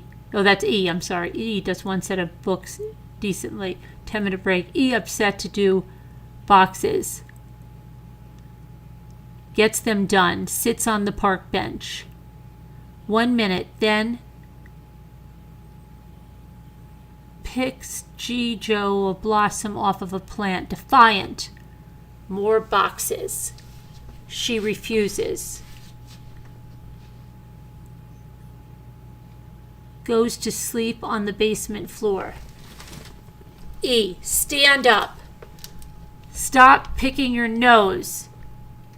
The kids both pick their noses. Ugh. They bleed. Distortion. Me. You happy? R. No. Me. Following Satan doesn't make you happy. Shocker. So Satan can't feed you. Who is supposed to feed you? R. Tired. Me. And? R. Christ. Me. This is a game you play. Who brings you food? R. You. Me. You want to leave the demons? R. I don't want to humble. I told R I wanted to give him dinner with chicken. He needs to acknowledge his behavior. He tells me he is missing his opportunity to repent. This is not acknowledging his behavior. I tell R he is treating me and Jijo the way he believes he really deserves to be treated. I bring him dinner of brown rice, beans, lentils, and water.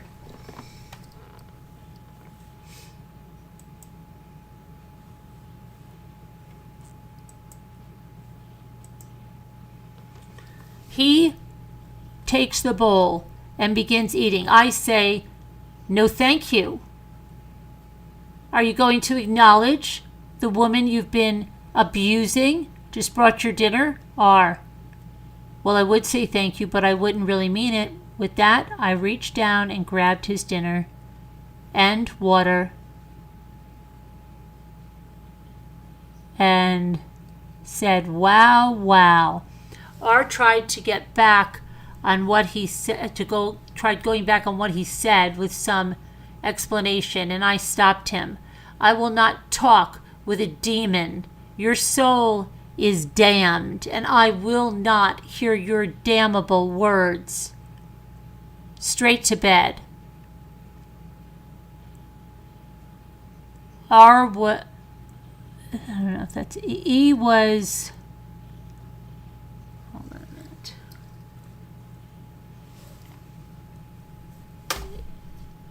E was walking stairs without a box. She is now slipping, falling on purpose. When E was outside today, it was hot. She acted like she was dying. So pitiful. I told her, "E, the heat in hell is much hotter. God is going to burn the wicked. So either get used to it or start changing." Wow. Wicked, Ruby? Who's wicked? E, I don't really believe that's actually going to happen. Kids are all in bed. E ate mashed potatoes and turkey milk. Jijo, Jay are looking at RV trailers. These kids have no idea the sacrifice is being made for them, or Jesus' sacrifice already made.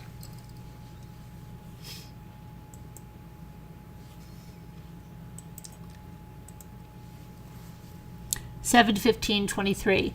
There are days and nights that reveal God's most poignant mercies and miracles. Last night, God gave me a miracle I absolutely will never ever forget. I know when God gives you an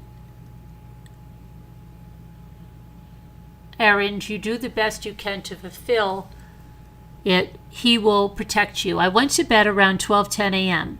E on the floor next to my bed. R on the patio outside my sliding glass door. Oh man, just writing this, I am shaking.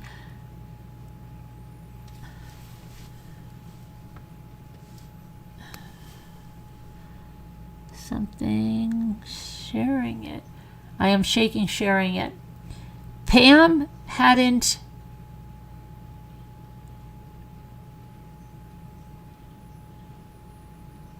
volunteered to take A to American Fork for her ALT test, then I would not have been here. And my life and Jody's and my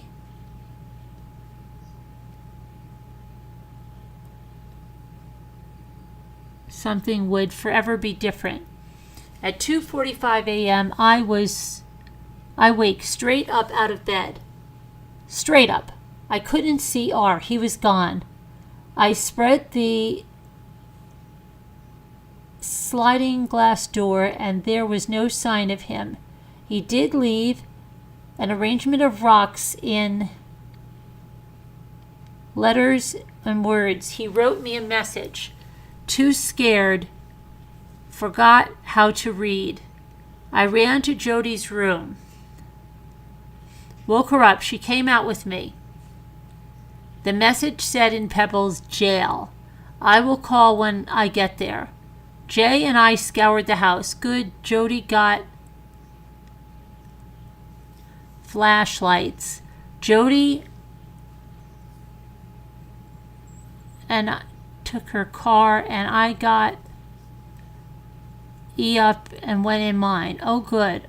Oh, Father, we need a miracle. We need your help now. Send the host of heaven. Show us where R is. It's crazy.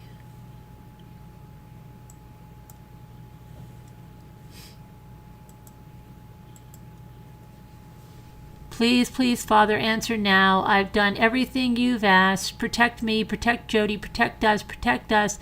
I heard in my head, go right. I went left and all the way to the roundabout on the main street to rule it out. Make sure he hadn't reached the main road yet. No sign of R. I turned back to go down the dip and then turned right. Father, Father, Father, hear me now. I go right, then right again. This round doesn't look familiar. Spread up to cover as much road as I can. Racing the sun, racing the devil. Then I see R walking on the left side of the road. I called Jody to let her know. I turned the car around and stop. I get out of the car. R is shocked to see me. Get in the car. You shocked to see me? R nods his head and gets in. In the back. Me. R in the front. 2:45 I wake up. 3 we leave in cars. 3:19 a.m. I called Jody with R. The sun started lighting the roads just an hour and a half later. The devil wants me in prison. My children dead. I meet Jody back home. We deliberate in the car while kids go back to bed. R stands in the garage where we can see him. He has zero remorse, zero fear, zero expression. He is cold, calloused, and hard. Anyway, he isn't calling the shots. Jody and I agree to buy ourselves time until we have to move until we have more of a environment conducive to intervention. We need land. The Spirit told us very clearly, don't let these kids chorus ruin your life. We have work to do. You can force repentance to de-escalate the situation. I brought R into the house. I tied a rope to his feet and to my waist and his. R will now sleep in a soft bed with me. R slept. The devil got a bed. Jody taught something in class. Jay loaded the cooler. I put the kids in my car, took a drive. 8 a.m. A man came to look at Jody's house. 9:30. Jody and I met at the gas station.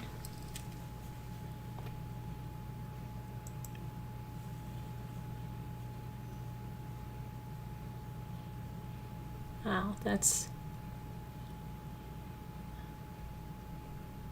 horrible. This is crazy. This is absolutely crazy. They should have been tried. They should have got no plea deal. Sickos. Sick, sick, sick people.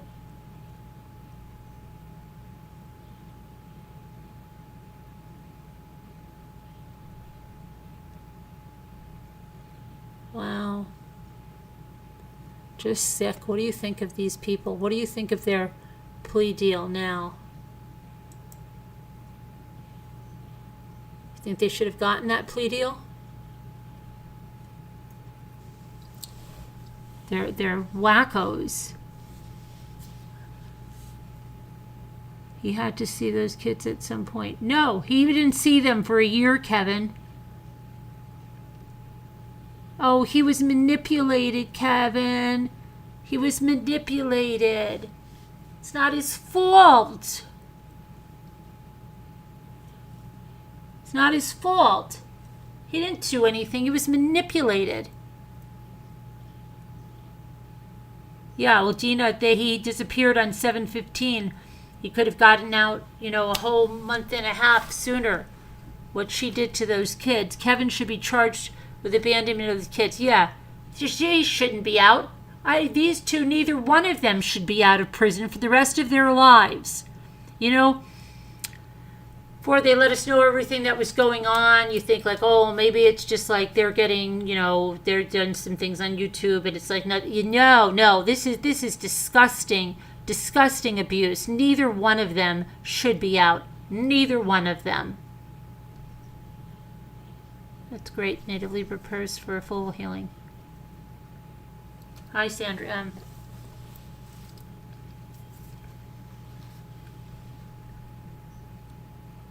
This is disgusting. They should have had a trial. They shouldn't have been given a plea deal. Everybody should have seen what they did. Why were they protected like this? It's sick.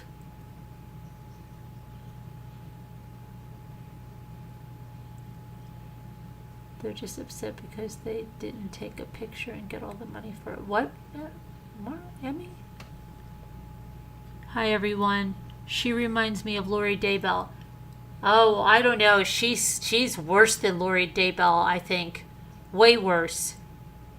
Way worse. Way worse. What they did to those kids? How are those kids ever going to get beyond this? That is so they sickening what they did to their heads. You think that's going to go away with a couple of sessions of therapy? Come on.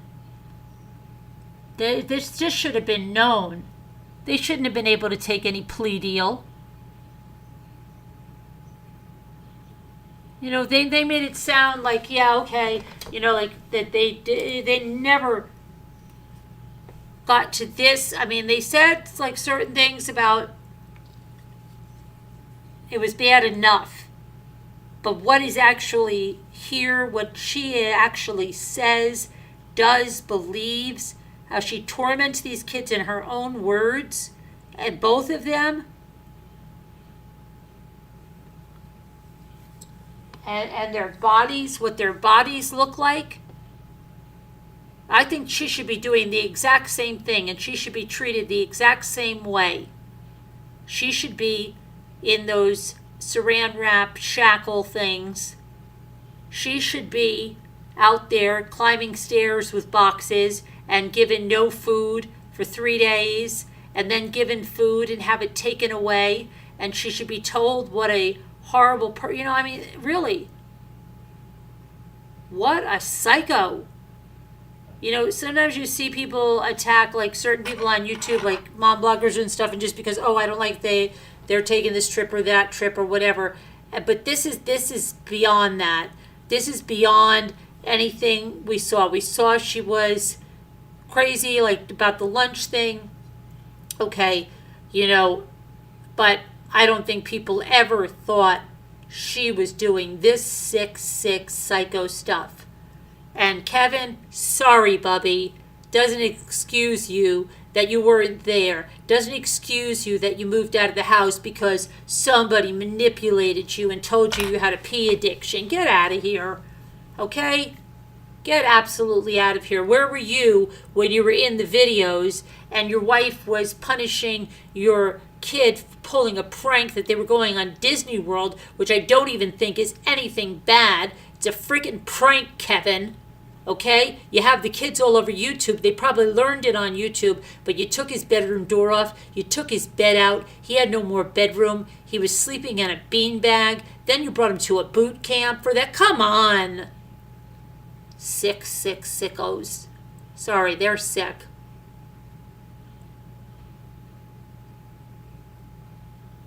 They're really sick. Really sick.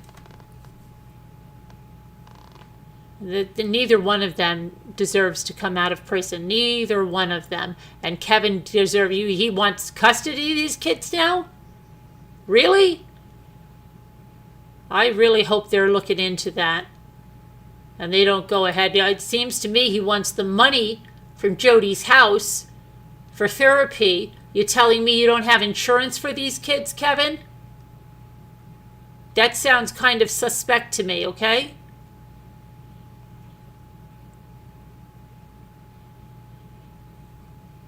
What a nut.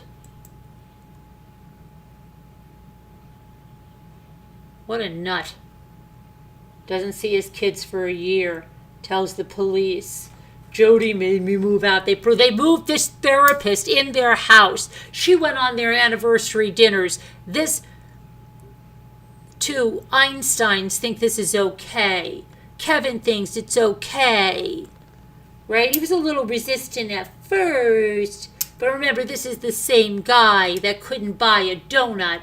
And I believe this is the same couple they were talking in the video because she didn't want that money being spent. But I believe this is the same couple. And then she was just laughing and laughing at her control over Kevin.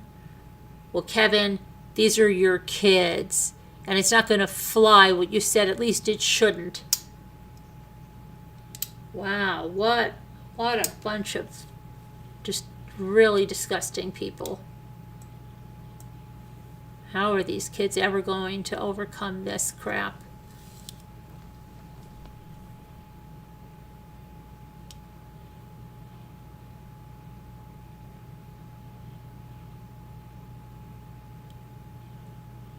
Apparently, there's a page in the journal where she talks about whipping them and E peeing all over the floor. Disgusting.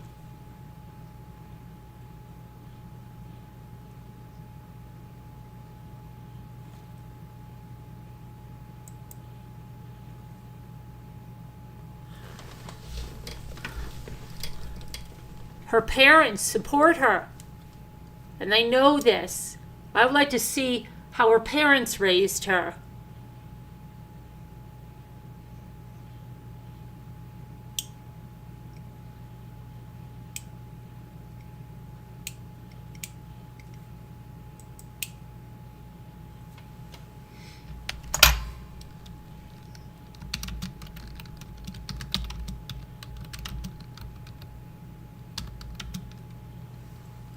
Sicko is just so sick.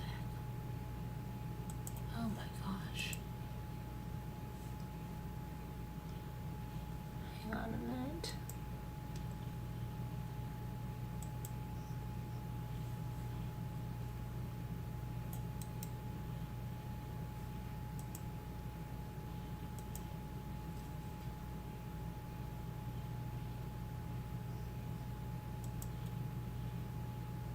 Come on. What is up with this? Hold on a minute, guys. I'm trying to get to the...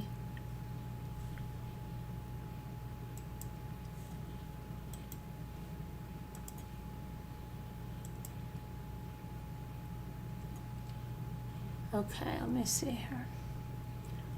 See what else we have here.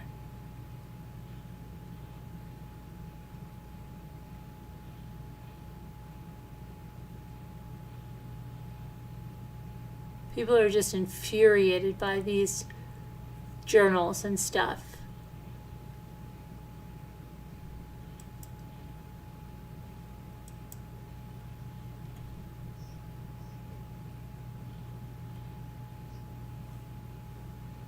I knew about Jesse too. Jesse was trained not to talk to anybody because Jody had spies.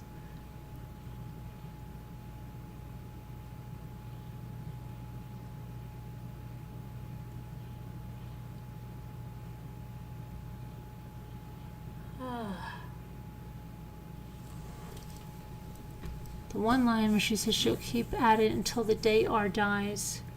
These kids were in absolute danger. Yes, they were. Sickening, sickening, sickening. Ugh. Hang on.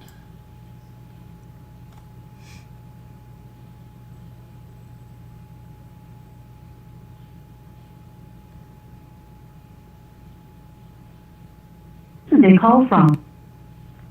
Hang on. We're going to get all this stuff here, these wackos, all their police cam stuff. They're just so disgusting. So disgusting. Okay, here's some more of her journals. Let's see here. Okay, so E and J, Jody takes off to Tucson. I drive back to the house with R. He comes in the house. He doesn't leave my sight. I feed him chicken, rice, lentils, beans, but add a glass of milk. He sits at the counter and eats. He got what he wanted. I give him the book. Something Theophrastus characters. He gets a pen, his journal. He takes notes. To the onlooker, he appears to be a well-behaved, studious young man, and wouldn't I be thrilled my son, who wanted to run away, is now by my side and reading and writing? Wouldn't I be relieved? No. I now know that in order to keep my son, I will need to put him back under sedation. I unhooked him from all the bells and whistles and asked him to breathe and thrive on his own, and he went into a rest and stress. Back to sedation we go. The demon is still here. I purposely put R back into a slumber, hibernate, to watch R go into the awful state of compliance, knowing the demon he harbors in his heart is so sick. Like stitching up a patient, knowing you didn't get all the cancer out, and knowing it's only a matter of time before your patient kills over. R and E do not want to repent. They hate God per their own behaviors and words, and I now see how perfectly reasonable people walk around hating God and worshiping the devil, yet appear like good old Joes, good guys. There is a soul-killing infection in my child, and my hand is forced to not remove the infection. Agency does not allow me to rid the infection. R and E like the infection. It's so sick. No, what's so sick is you are so sick, Ruby. Sicko. Whack job. 8:18 p.m., just over 12 hours after finding R, teaching class and leaving Jody, sends me a text. I found the land. The devil does not want us to take R and E out of society. He did not want Jody to find this property. He wanted Jody and I down at the police station at 8:18 p.m., not discovering a place to bring intervention to his entanglement of my children. Oh, how good the Lord is to those who risk everything to follow him and bring others to him. The hosts of heaven are on our side. Yeah, I don't think so, Ruby. Okay? I don't think so. What a wacko. My children will never know the sacrifices and lives put on the line to offer a chance for their salvation. Get out of here. R can only think that he likes the taste of milk and reading again. July 16th, 2023. Last night I tied myself to R. Full night of sleep. 10 p.m. to 7 a.m. No interruptions. R showers while I watch. I shower while R is in the closet. I can see the closet door as I shower. R eats chicken, rice, beans, lentils with cheese on a corn tortilla. 3 sets of 10 push-ups. Reads Theophrastus. Jody is on her way home. E spent the ride laying down with face facing the back of the seat. She doesn't know where they went or why. Oh my gosh, these are so crazy. One might ask, as I myself have, what if we had taken this slower? Would the children have been on board if we hadn't boundaried them so quickly and so clearly? What if instead of a full day of box carrying, we would have done an hour and breaks and reading and turned back to boxes? My answer is well, yes. The kids would have complied, but they would not be repenting, and they would have given the impression they were repenting. They needed things to get hard fast, intense, shocking change. Yeah, you should have it, honey. Immediate discomfort, stress to their systems. Why? Because they divulged their secrets. They could have confessed in truth, taking personal responsibility for the discomfort they were causing. And this is a whole bunch is redacted. Damage the environment of the kids slowly, more reasonably or comfortably. We would have allowed the dumb hypnosis and sleep to stay over the child. We needed to wake the child up to the state, to reality, show them where they really are, the pit of hell. The hope was that they would choose to go to God for forgiveness, to admit their awful state. Instead, they hid. They wanted to lie to themselves. They wanted what they did wasn't that bad. They wanted to think that they were the victims. They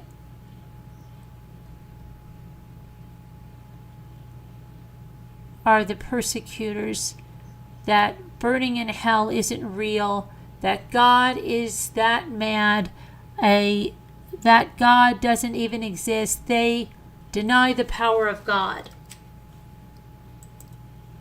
Okay. I told Art today that he is sedating his choice to do wickedly. I don't want that anymore. My response, yes, you do. You stood alone with only you, your choices, and you literally would stand it. You ran away. You refused to stand with your choices. And you now are in this house with milk, AC, and a book, and you quite like it, don't you? Or, yes, ma'am. Me. If you really didn't want evil anymore, your words, you would say, Mom, thanks for the book, but I want to do boxes today, or I want to stand with my choices. You won't do that, will you? Or, no, ma'am. Me. See? I want to make it clear to you. You have not made any shifting or change. You are damning your soul. R. Goes back to writing. Yes, ma'am. Weak-minded, under-disciplined, brat. Note to myself. I never clearly saw the devil, a wickedness, until recently, because I didn't see evil clearly. I didn't combat him. I patted evil and placated wickedness. My love of God was sincere, but assumed others' love for God was sincere as well. I was deceived. Yeah, you were deceived. Yeah, right, Ruby. You're deranged is what you are. July 23rd, 2023, Sunday. To begin a separation from evil toward God, all the darkness needs exposed to light, and once the lies and sin is revealed, the body must engage in good work, and the good work needs to be painful. Otherwise, the service becomes another feel-good distraction. I hope they're doing this to you in prison, Ruby, because you definitely need it. Maybe you should take your own words and they should give them to you. Let's see how well you do. A day of service becomes another feel-good distraction. A day of fasting and prayer for me after learning my children have been spawns of Satan. R has been out of control. Pee, poop, lie, steal, run away, eat, crying, whining. You could not know what this has been like unless you were here.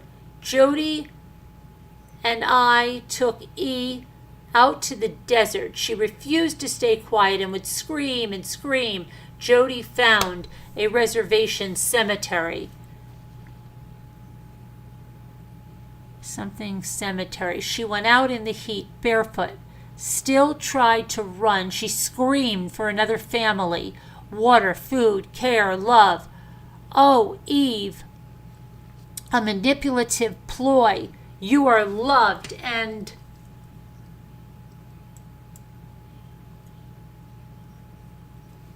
after a couple of hours screaming and speaking nonsense, she finally laid down in the road quiet. We took her home. We took E and R out the next day. E and R barefoot to increase their discomfort, to decrease the running away. The task at hand was to weed the cemetery. Huge sagebrush, pokies, broken glass, thorns, garbages overfull. We spent a couple of hours filling black bags, and Gijo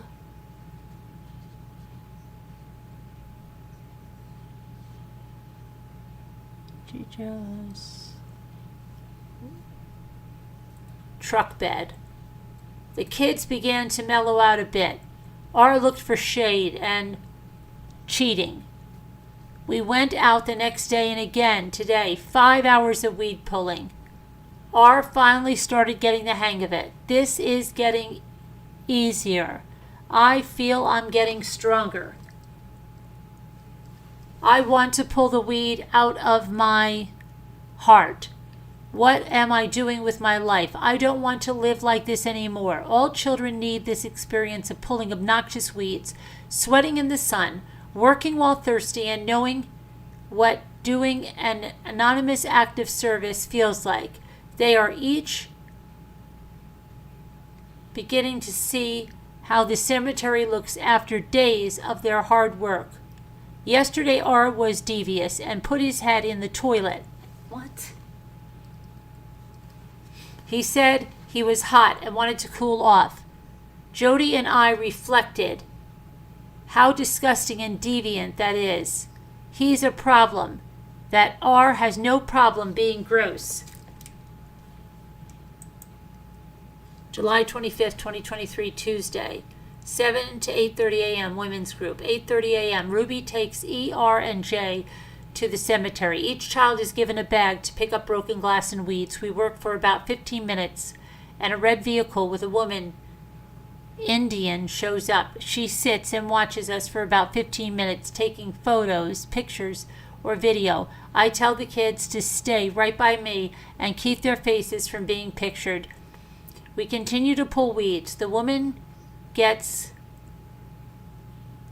out of her vehicle and walks towards me.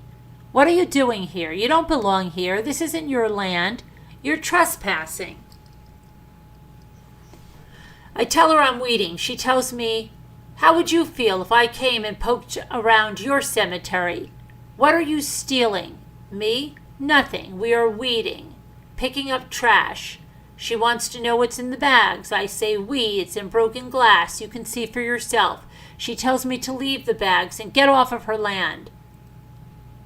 It's not good enough for you that you come, take all.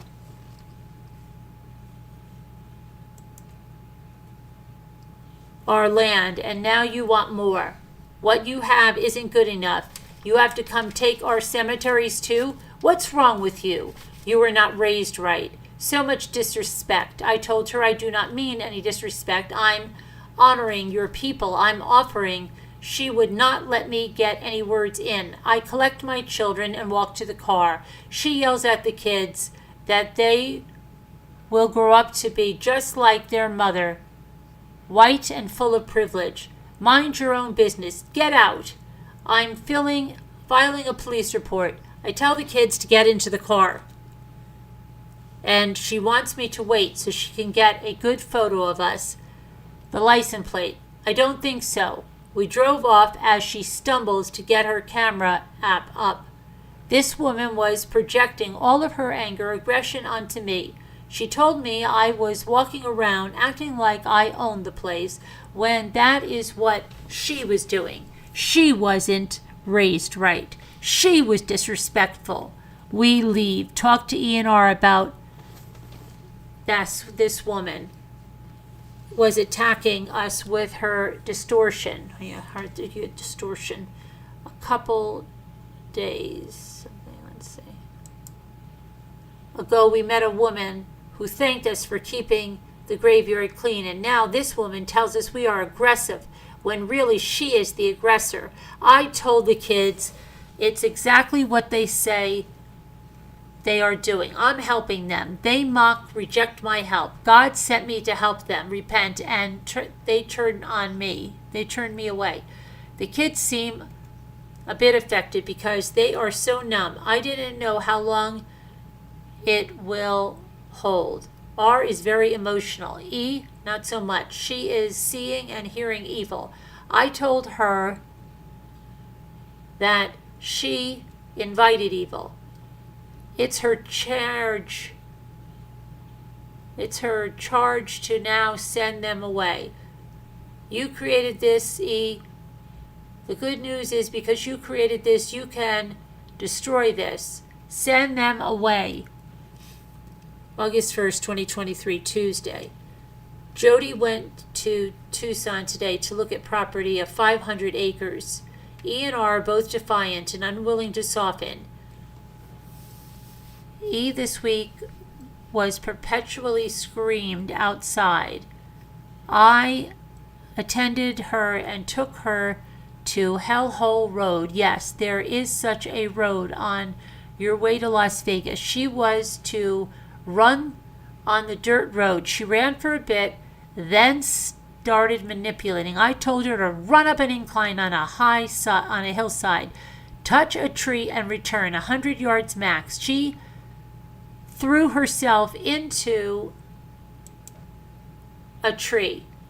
Jody pulled her out, breaking her flip-flops.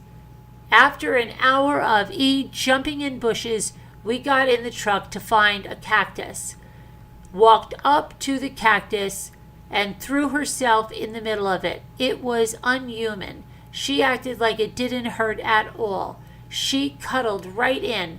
I watched her press her foot up against a cactus ear. I watched with my mouth open. She is so numb.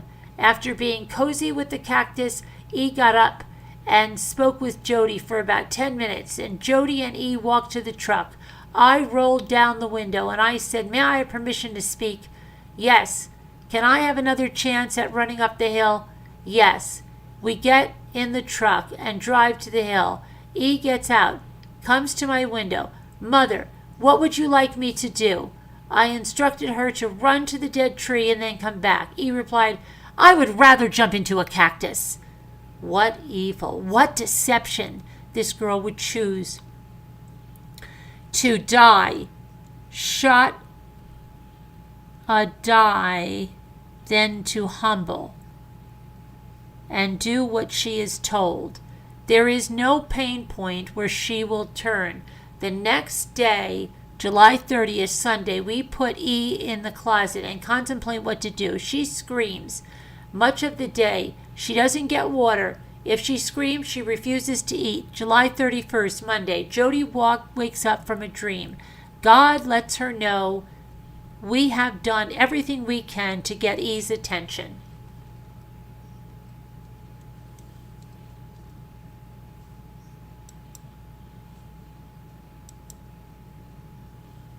Hold on.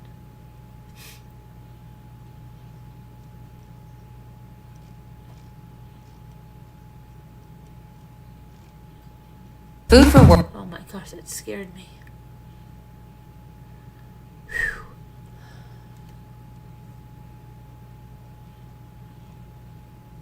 I would.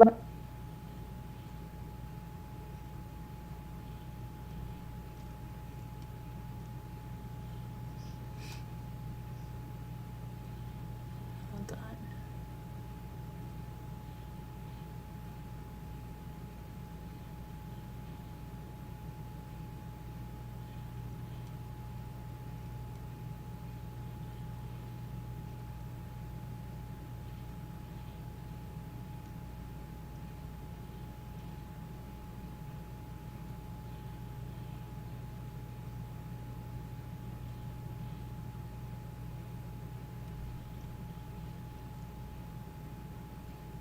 I'm trying to find.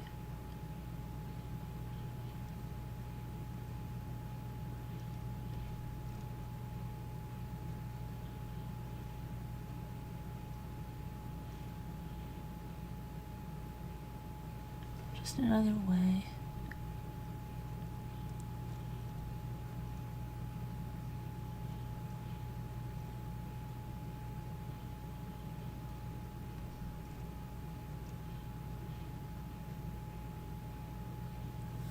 Okay, let's see.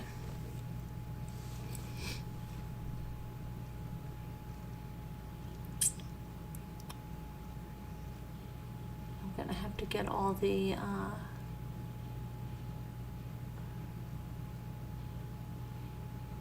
I'm waiting for the rest of this journal.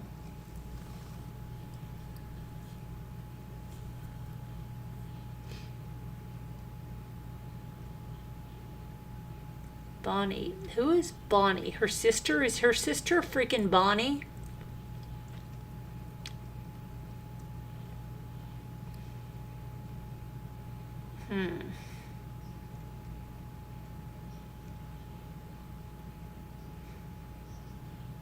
This is why I wonder who this Bonnie is.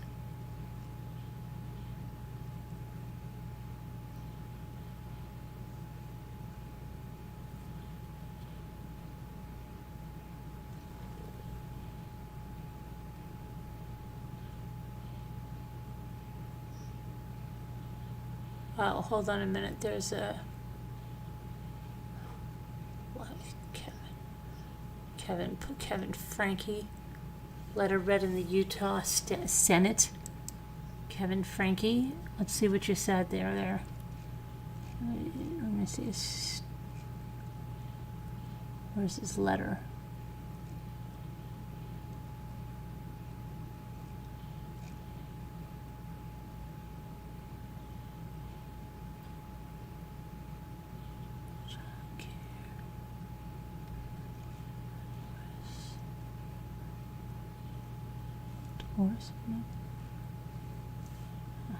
Hold on a minute.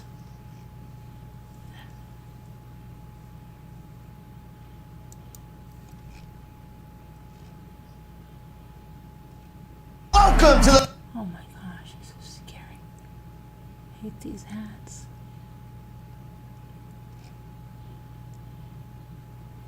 Okay, hang on. Let me see what this is now. Okay.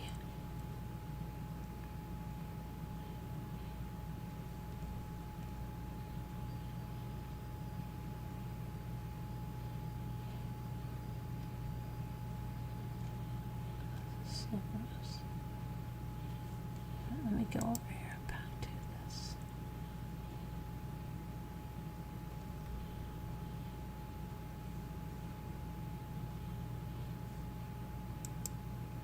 Okay, so let's go back to this journal now.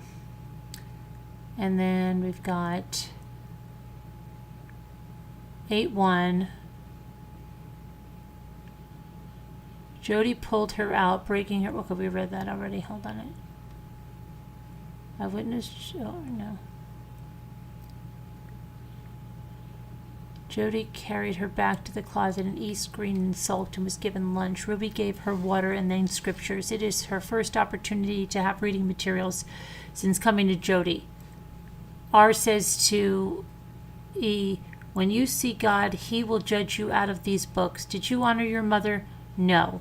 Did you keep his commandments? No. Did you repent? No. You are in big trouble. You better get really familiar with what's in here. R's feet are swollen from standing. He is angry. Nobody cares. I told him he's acting like a man having a heart attack and gets his feelings hurt because nobody cares about this sliver in his finger. When your soul is dying, nobody cares about your feet. Jody is still away. E is being distracted by being in the house and is getting socks, being held and carried out of the element. She is reading her Bible and getting beans, rice, and chicken, and she is quiet. Ruby asks R why he didn't manipulate yesterday. He said he wanted to change, and she says, no, it's because you weren't uncomfortable. You weren't hot. One of the children is standing outside watching the rain, and Ruby makes another analogy on the rain cleaning them. R pooped himself. He is angry. August 6th. R's rage comes out as he can't have what he wants, which is to serve the devil, aka have no responsibility, and have me, Mom, dote on him, coddle him. He wants both. Feed me, hug me, be tender with me, shower me in praise and affection, and let me lie to you, abuse you. Today he rages for hours. F you at least 50 times. I'm not going to lie anymore. I'm never going to change. Take me to jail where I belong. August 7th. Jody is having someone come and fix the basement so she can sell the house. This is great news. Only R is yelling obscenities. Jody asked R, what are you going to say when you see God? F you? R answered, sure. Says at the end of the day, He was docile and compliant. E cried that day as well. 8-8. R is very defiant. I found his fingers poopy. He keeps pooping, peeing his pants. Within 5 minutes of him going to the bathroom, he went in his pants and tried hiding it from me. 8-9. Ruby talks to R about the devil and how he does the things the devil wants him to do, and R refusing obedience. She asks R, when did you sell your soul to the devil? R responds, 2 or 3. She then asks, did he come to you or you to him? R, he came to me. Ruby, and what is he giving you in exchange for your soul? Money, fame, strength, the person? R, nothing. Ruby tells R he can still keep his soul. 8-9. R becomes aggressive and destructive. He started banging and hitting doors. I went in and kicked him. Knock this off. R continues to be destructive and violent. I put on a pair of boots. I went in and kicked him again. You want me to stop? What are you getting from Satan when he tells you to kick the door? Huh? Nothing but more pain. You want me to help you? Yes? No? You want me to feed you? R, yes. Ruby, no. You want me to shower and provide for you?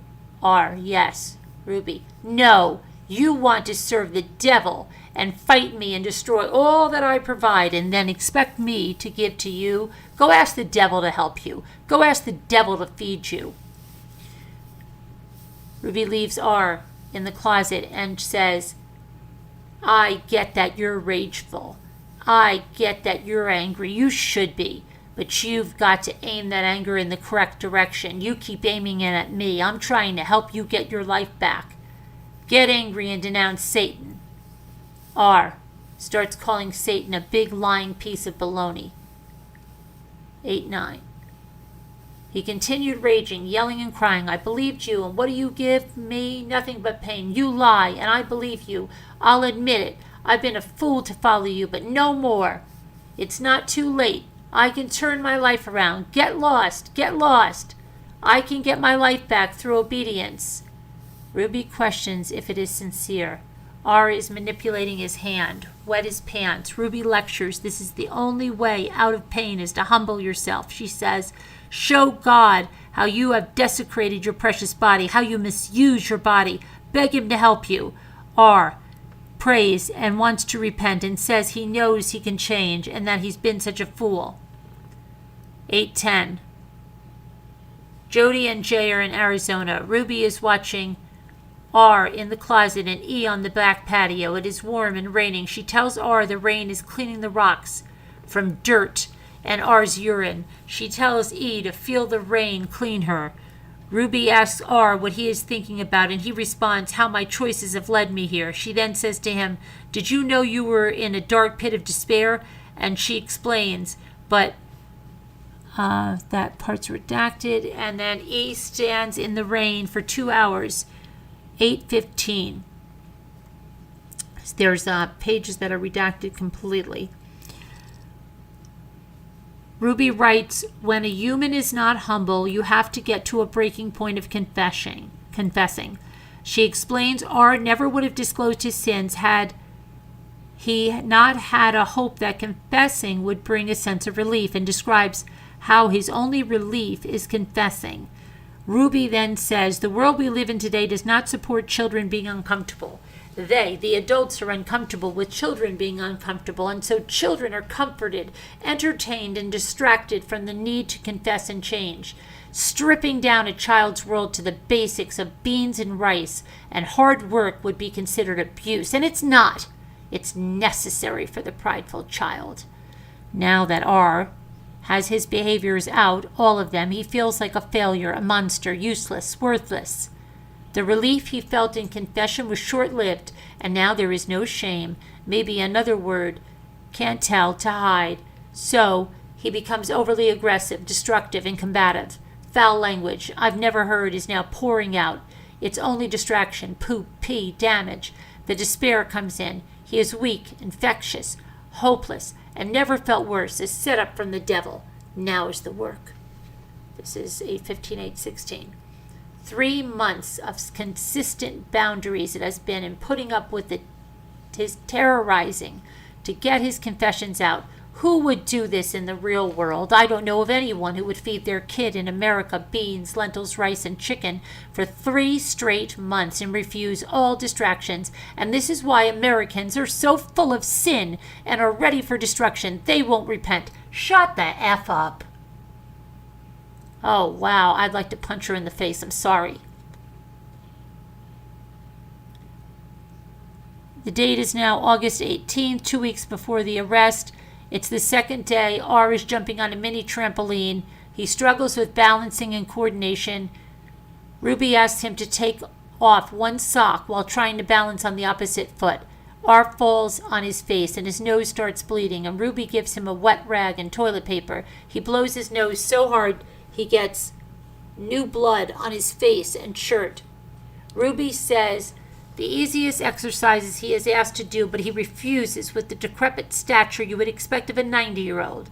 He plays completely helpless. His body is full of evil, puffy, infection, and he won't participate in the responsibility of fleshing it out. R's life, meaning, and purpose has been don't get caught. And now that he's caught, he wants to be done with life. He feels he has no meaning.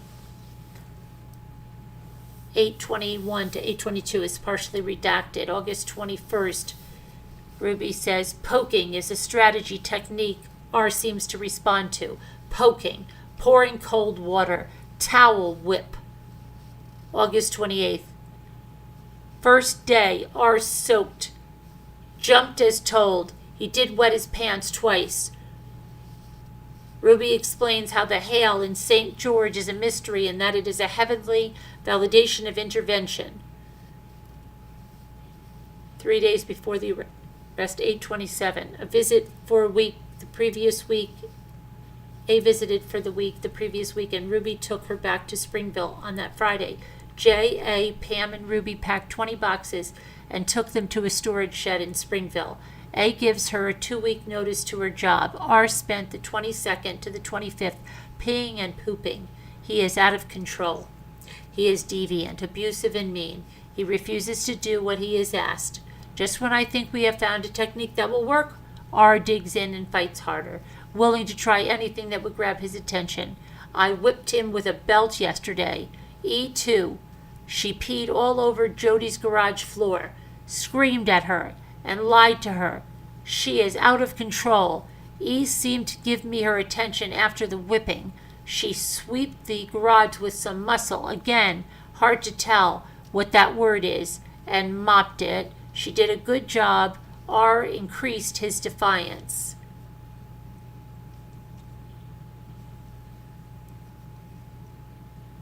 And that is the end. Sickening. Okay, that is also sickening.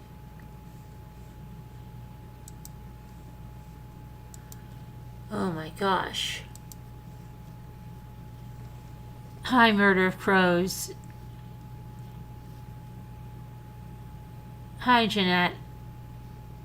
Oh my gosh, she is disgusting. They should both never get out of prison. Sorry. They are disgusting.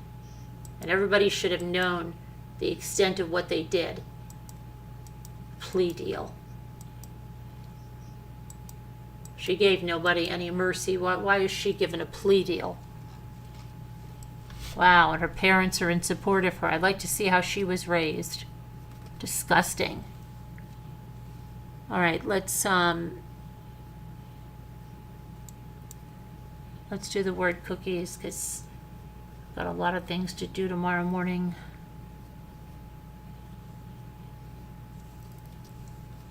It just infuriates me, and I'm not alone. A lot of people that have read what the heck she put on there are just disgusted by it.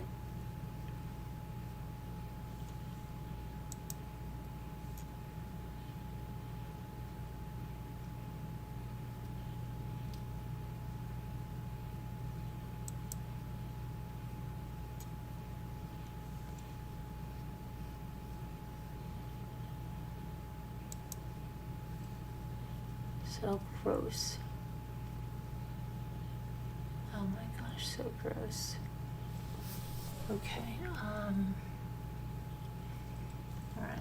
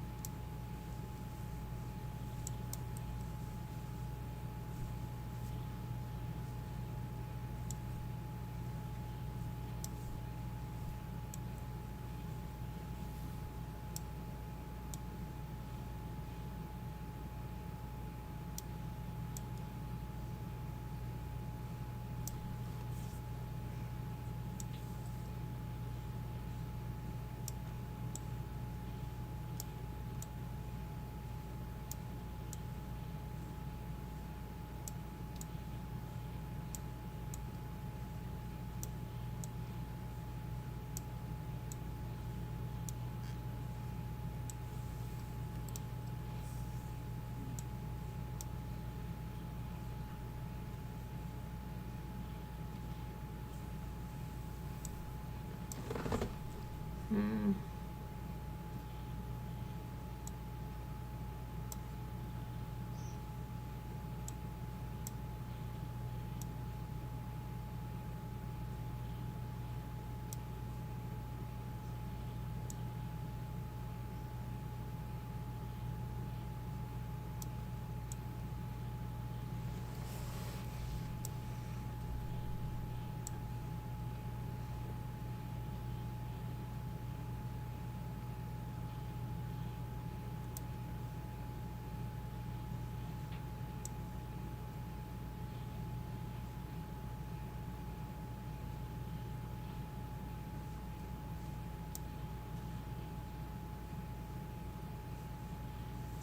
All right, let me see what you guys are doing.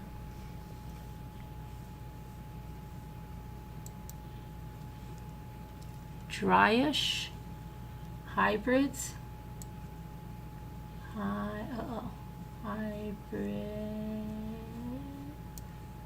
Dryish.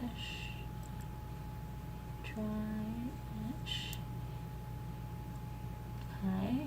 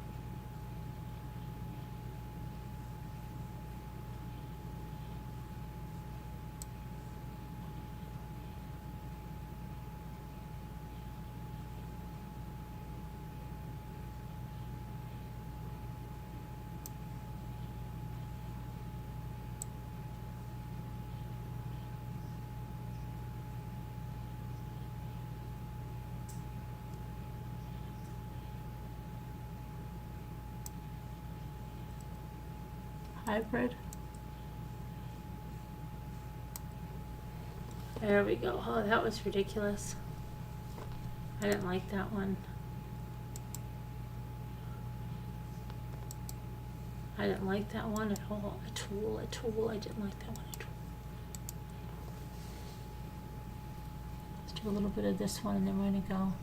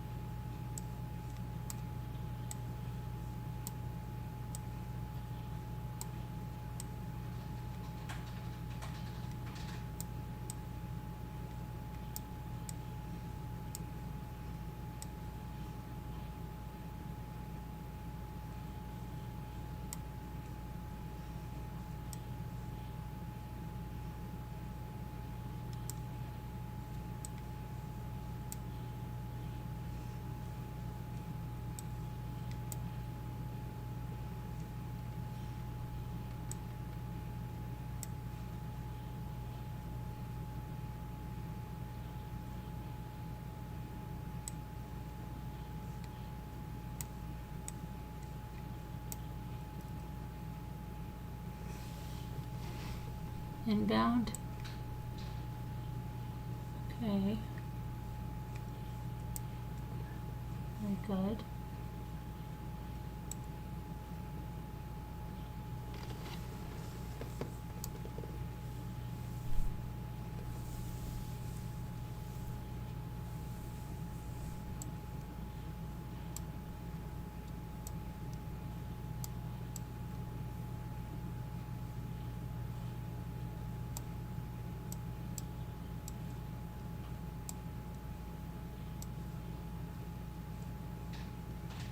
I want to do now, and it does not let me do it.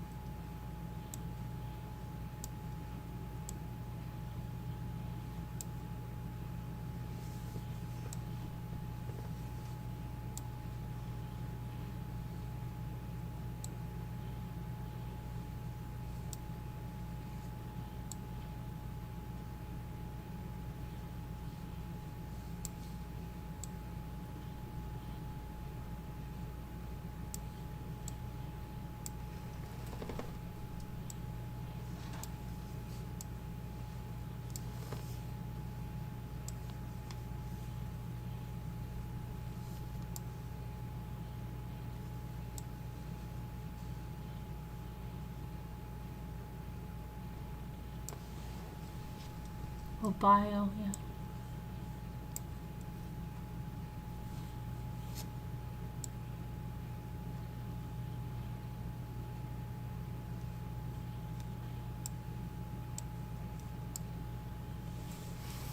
Dawn.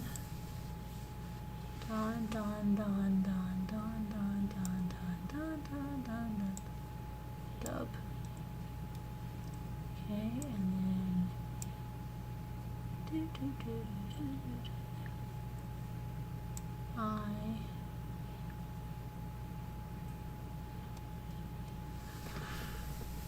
D. No, it can't be anything with that. D. We already did that. N. No. Ion. Didn't we know we did that?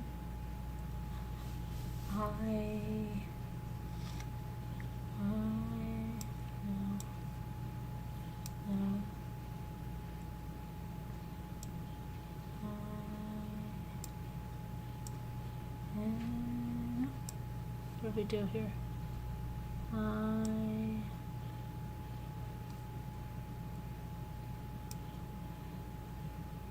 What is it? U9? Here? No, it can't be. I mean, it can't be. Non? No. Duo? No, but it can't be because... Oh, wait a minute. Duo. Oh, okay. Alright, and then...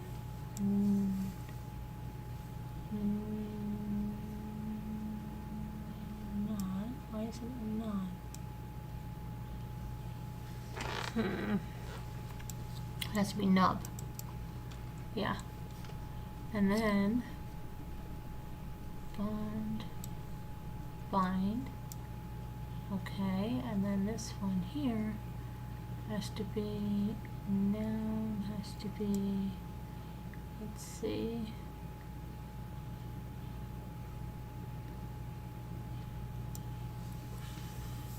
nine void.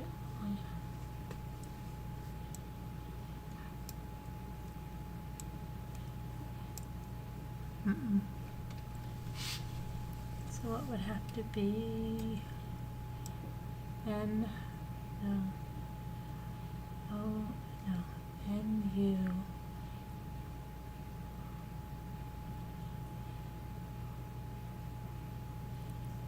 undo, oh, undo, undo, yeah, okay, very good, very good.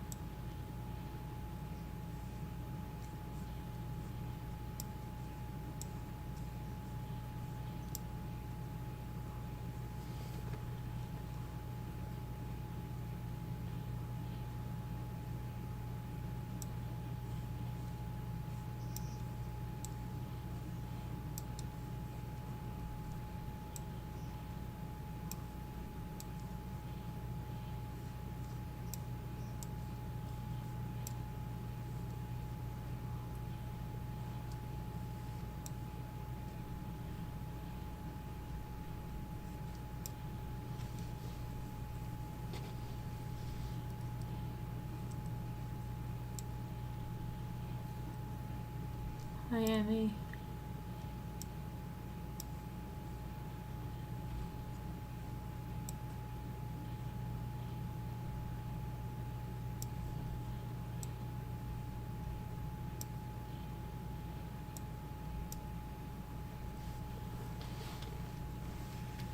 Okay, let me get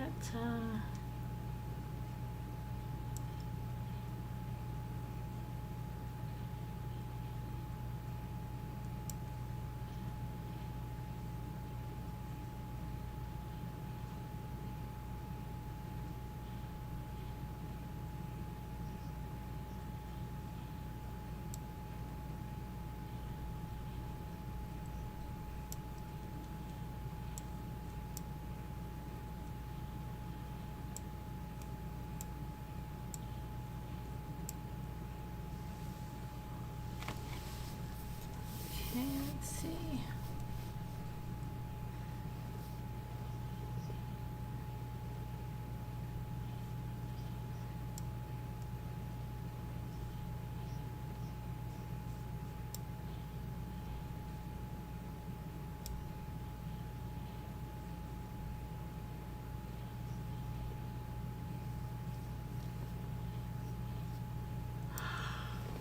Oh, yep.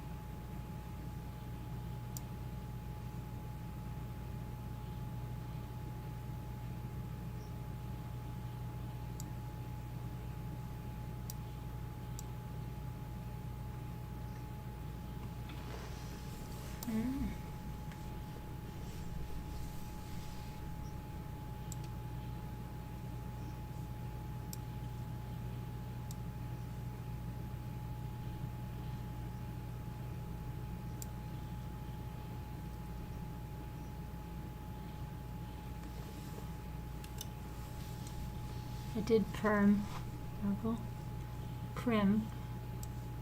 on prime and prim. Okay, and just one more here, one more right here.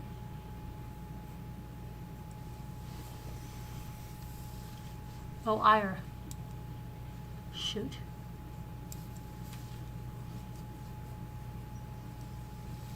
Kevin's here. Brenda, he's here. Brenda, Kevin is here. Kevin, Brenda doesn't know you're here. He was here a little bit ago. I saw him. Do you like Kevin, Brenda? Do you miss him when you don't think he's here?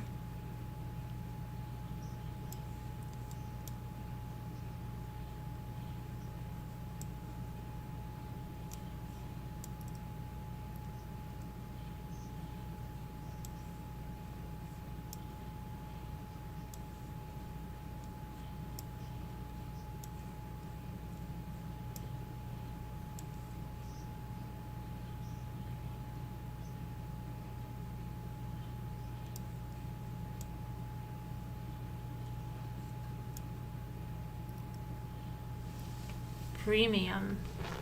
You want unleaded premium? Very good. Premium, very good.